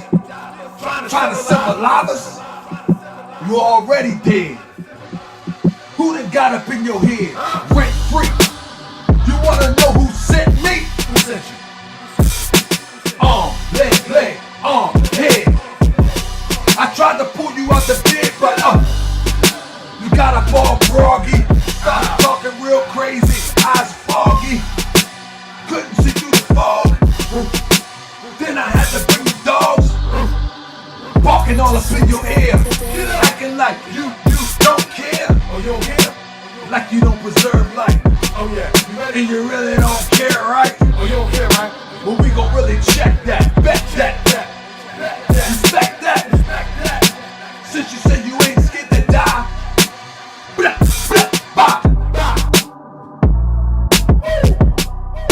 I laid them young boys to rest. They was dead sleep anyway. I laid them old boys to rest. They was sleepwalking anyway. I'm the people's grand sheik. Ain't seen a man I can't beat. I lay them young boys to rest. They were sleepwalking anyway. I would take you on any day. Michigan, New York, Cali, where you at? What you thought? From Naptown to Baltimore, everybody on the road is all raw. They ready, choppers. I don't really think you want the problem. Hold up, wake the thought up. Back to a law, hey. I try to get him out the bed, get him up. Sleepwalking anyway, sleepwalking anyway. Wake up, keep talking. Sleepwalking anyway, wake up. I don't care what any say, nobody. I'm the people's wearing sheep, and the people's wearing sheep. I ain't seen a man I can't beat, never. You mortals, you just my sequel. You mortals, you just my sequel. Only equals is the gods. You mortals, that's my sequel. I see dead people. Hey, I see dead people. I lay them old boys to rest. They was dead asleep anyway. I never saw my brothers and sisters signing these packages when I was with Dolly. I lay them young boys to rest. They was dead asleep anyway. Hey, people saying shit. I ain't never met a man that I can't beat. No, the gods is my only equal. That's it. You mortals, you just my sequel. That's it. I call for a Moorish World on Brother Toronto Johnson and anybody who's riding with him with this scandal or with these videos of me and my wife frauding the people. I be that more you gon' remember. I'ma be that more you gon' remember. I be that more you gon' remember. To Harker Bay front line till the law call my number. I be that more you gon' remember. I'ma be that more you gon' remember, that's right. I be that more you gon' remember. To Harker Bay front line till the law call my number. If you a friend of the Moors, then you a friend of mine. I was told to watch my enemies, now hold my line. Those that speak against the prophet, they speak against me. And I'm speaking about the prophet over Drew Ali, who was the first to remind you and bind you back to Morocco, the mountains, Mississippi, and Quebec. Told you you wasn't black, proved it with straight facts. You tripping off trucks, you need to be tripping off that. Now here we go again, acting like you a slave. Family, see y'all tonight, 9:30. Let's go. I be that more you gon' remember. I'ma be that more you gon' remember. I be that more you gon' remember. To Harker Bay front line till the law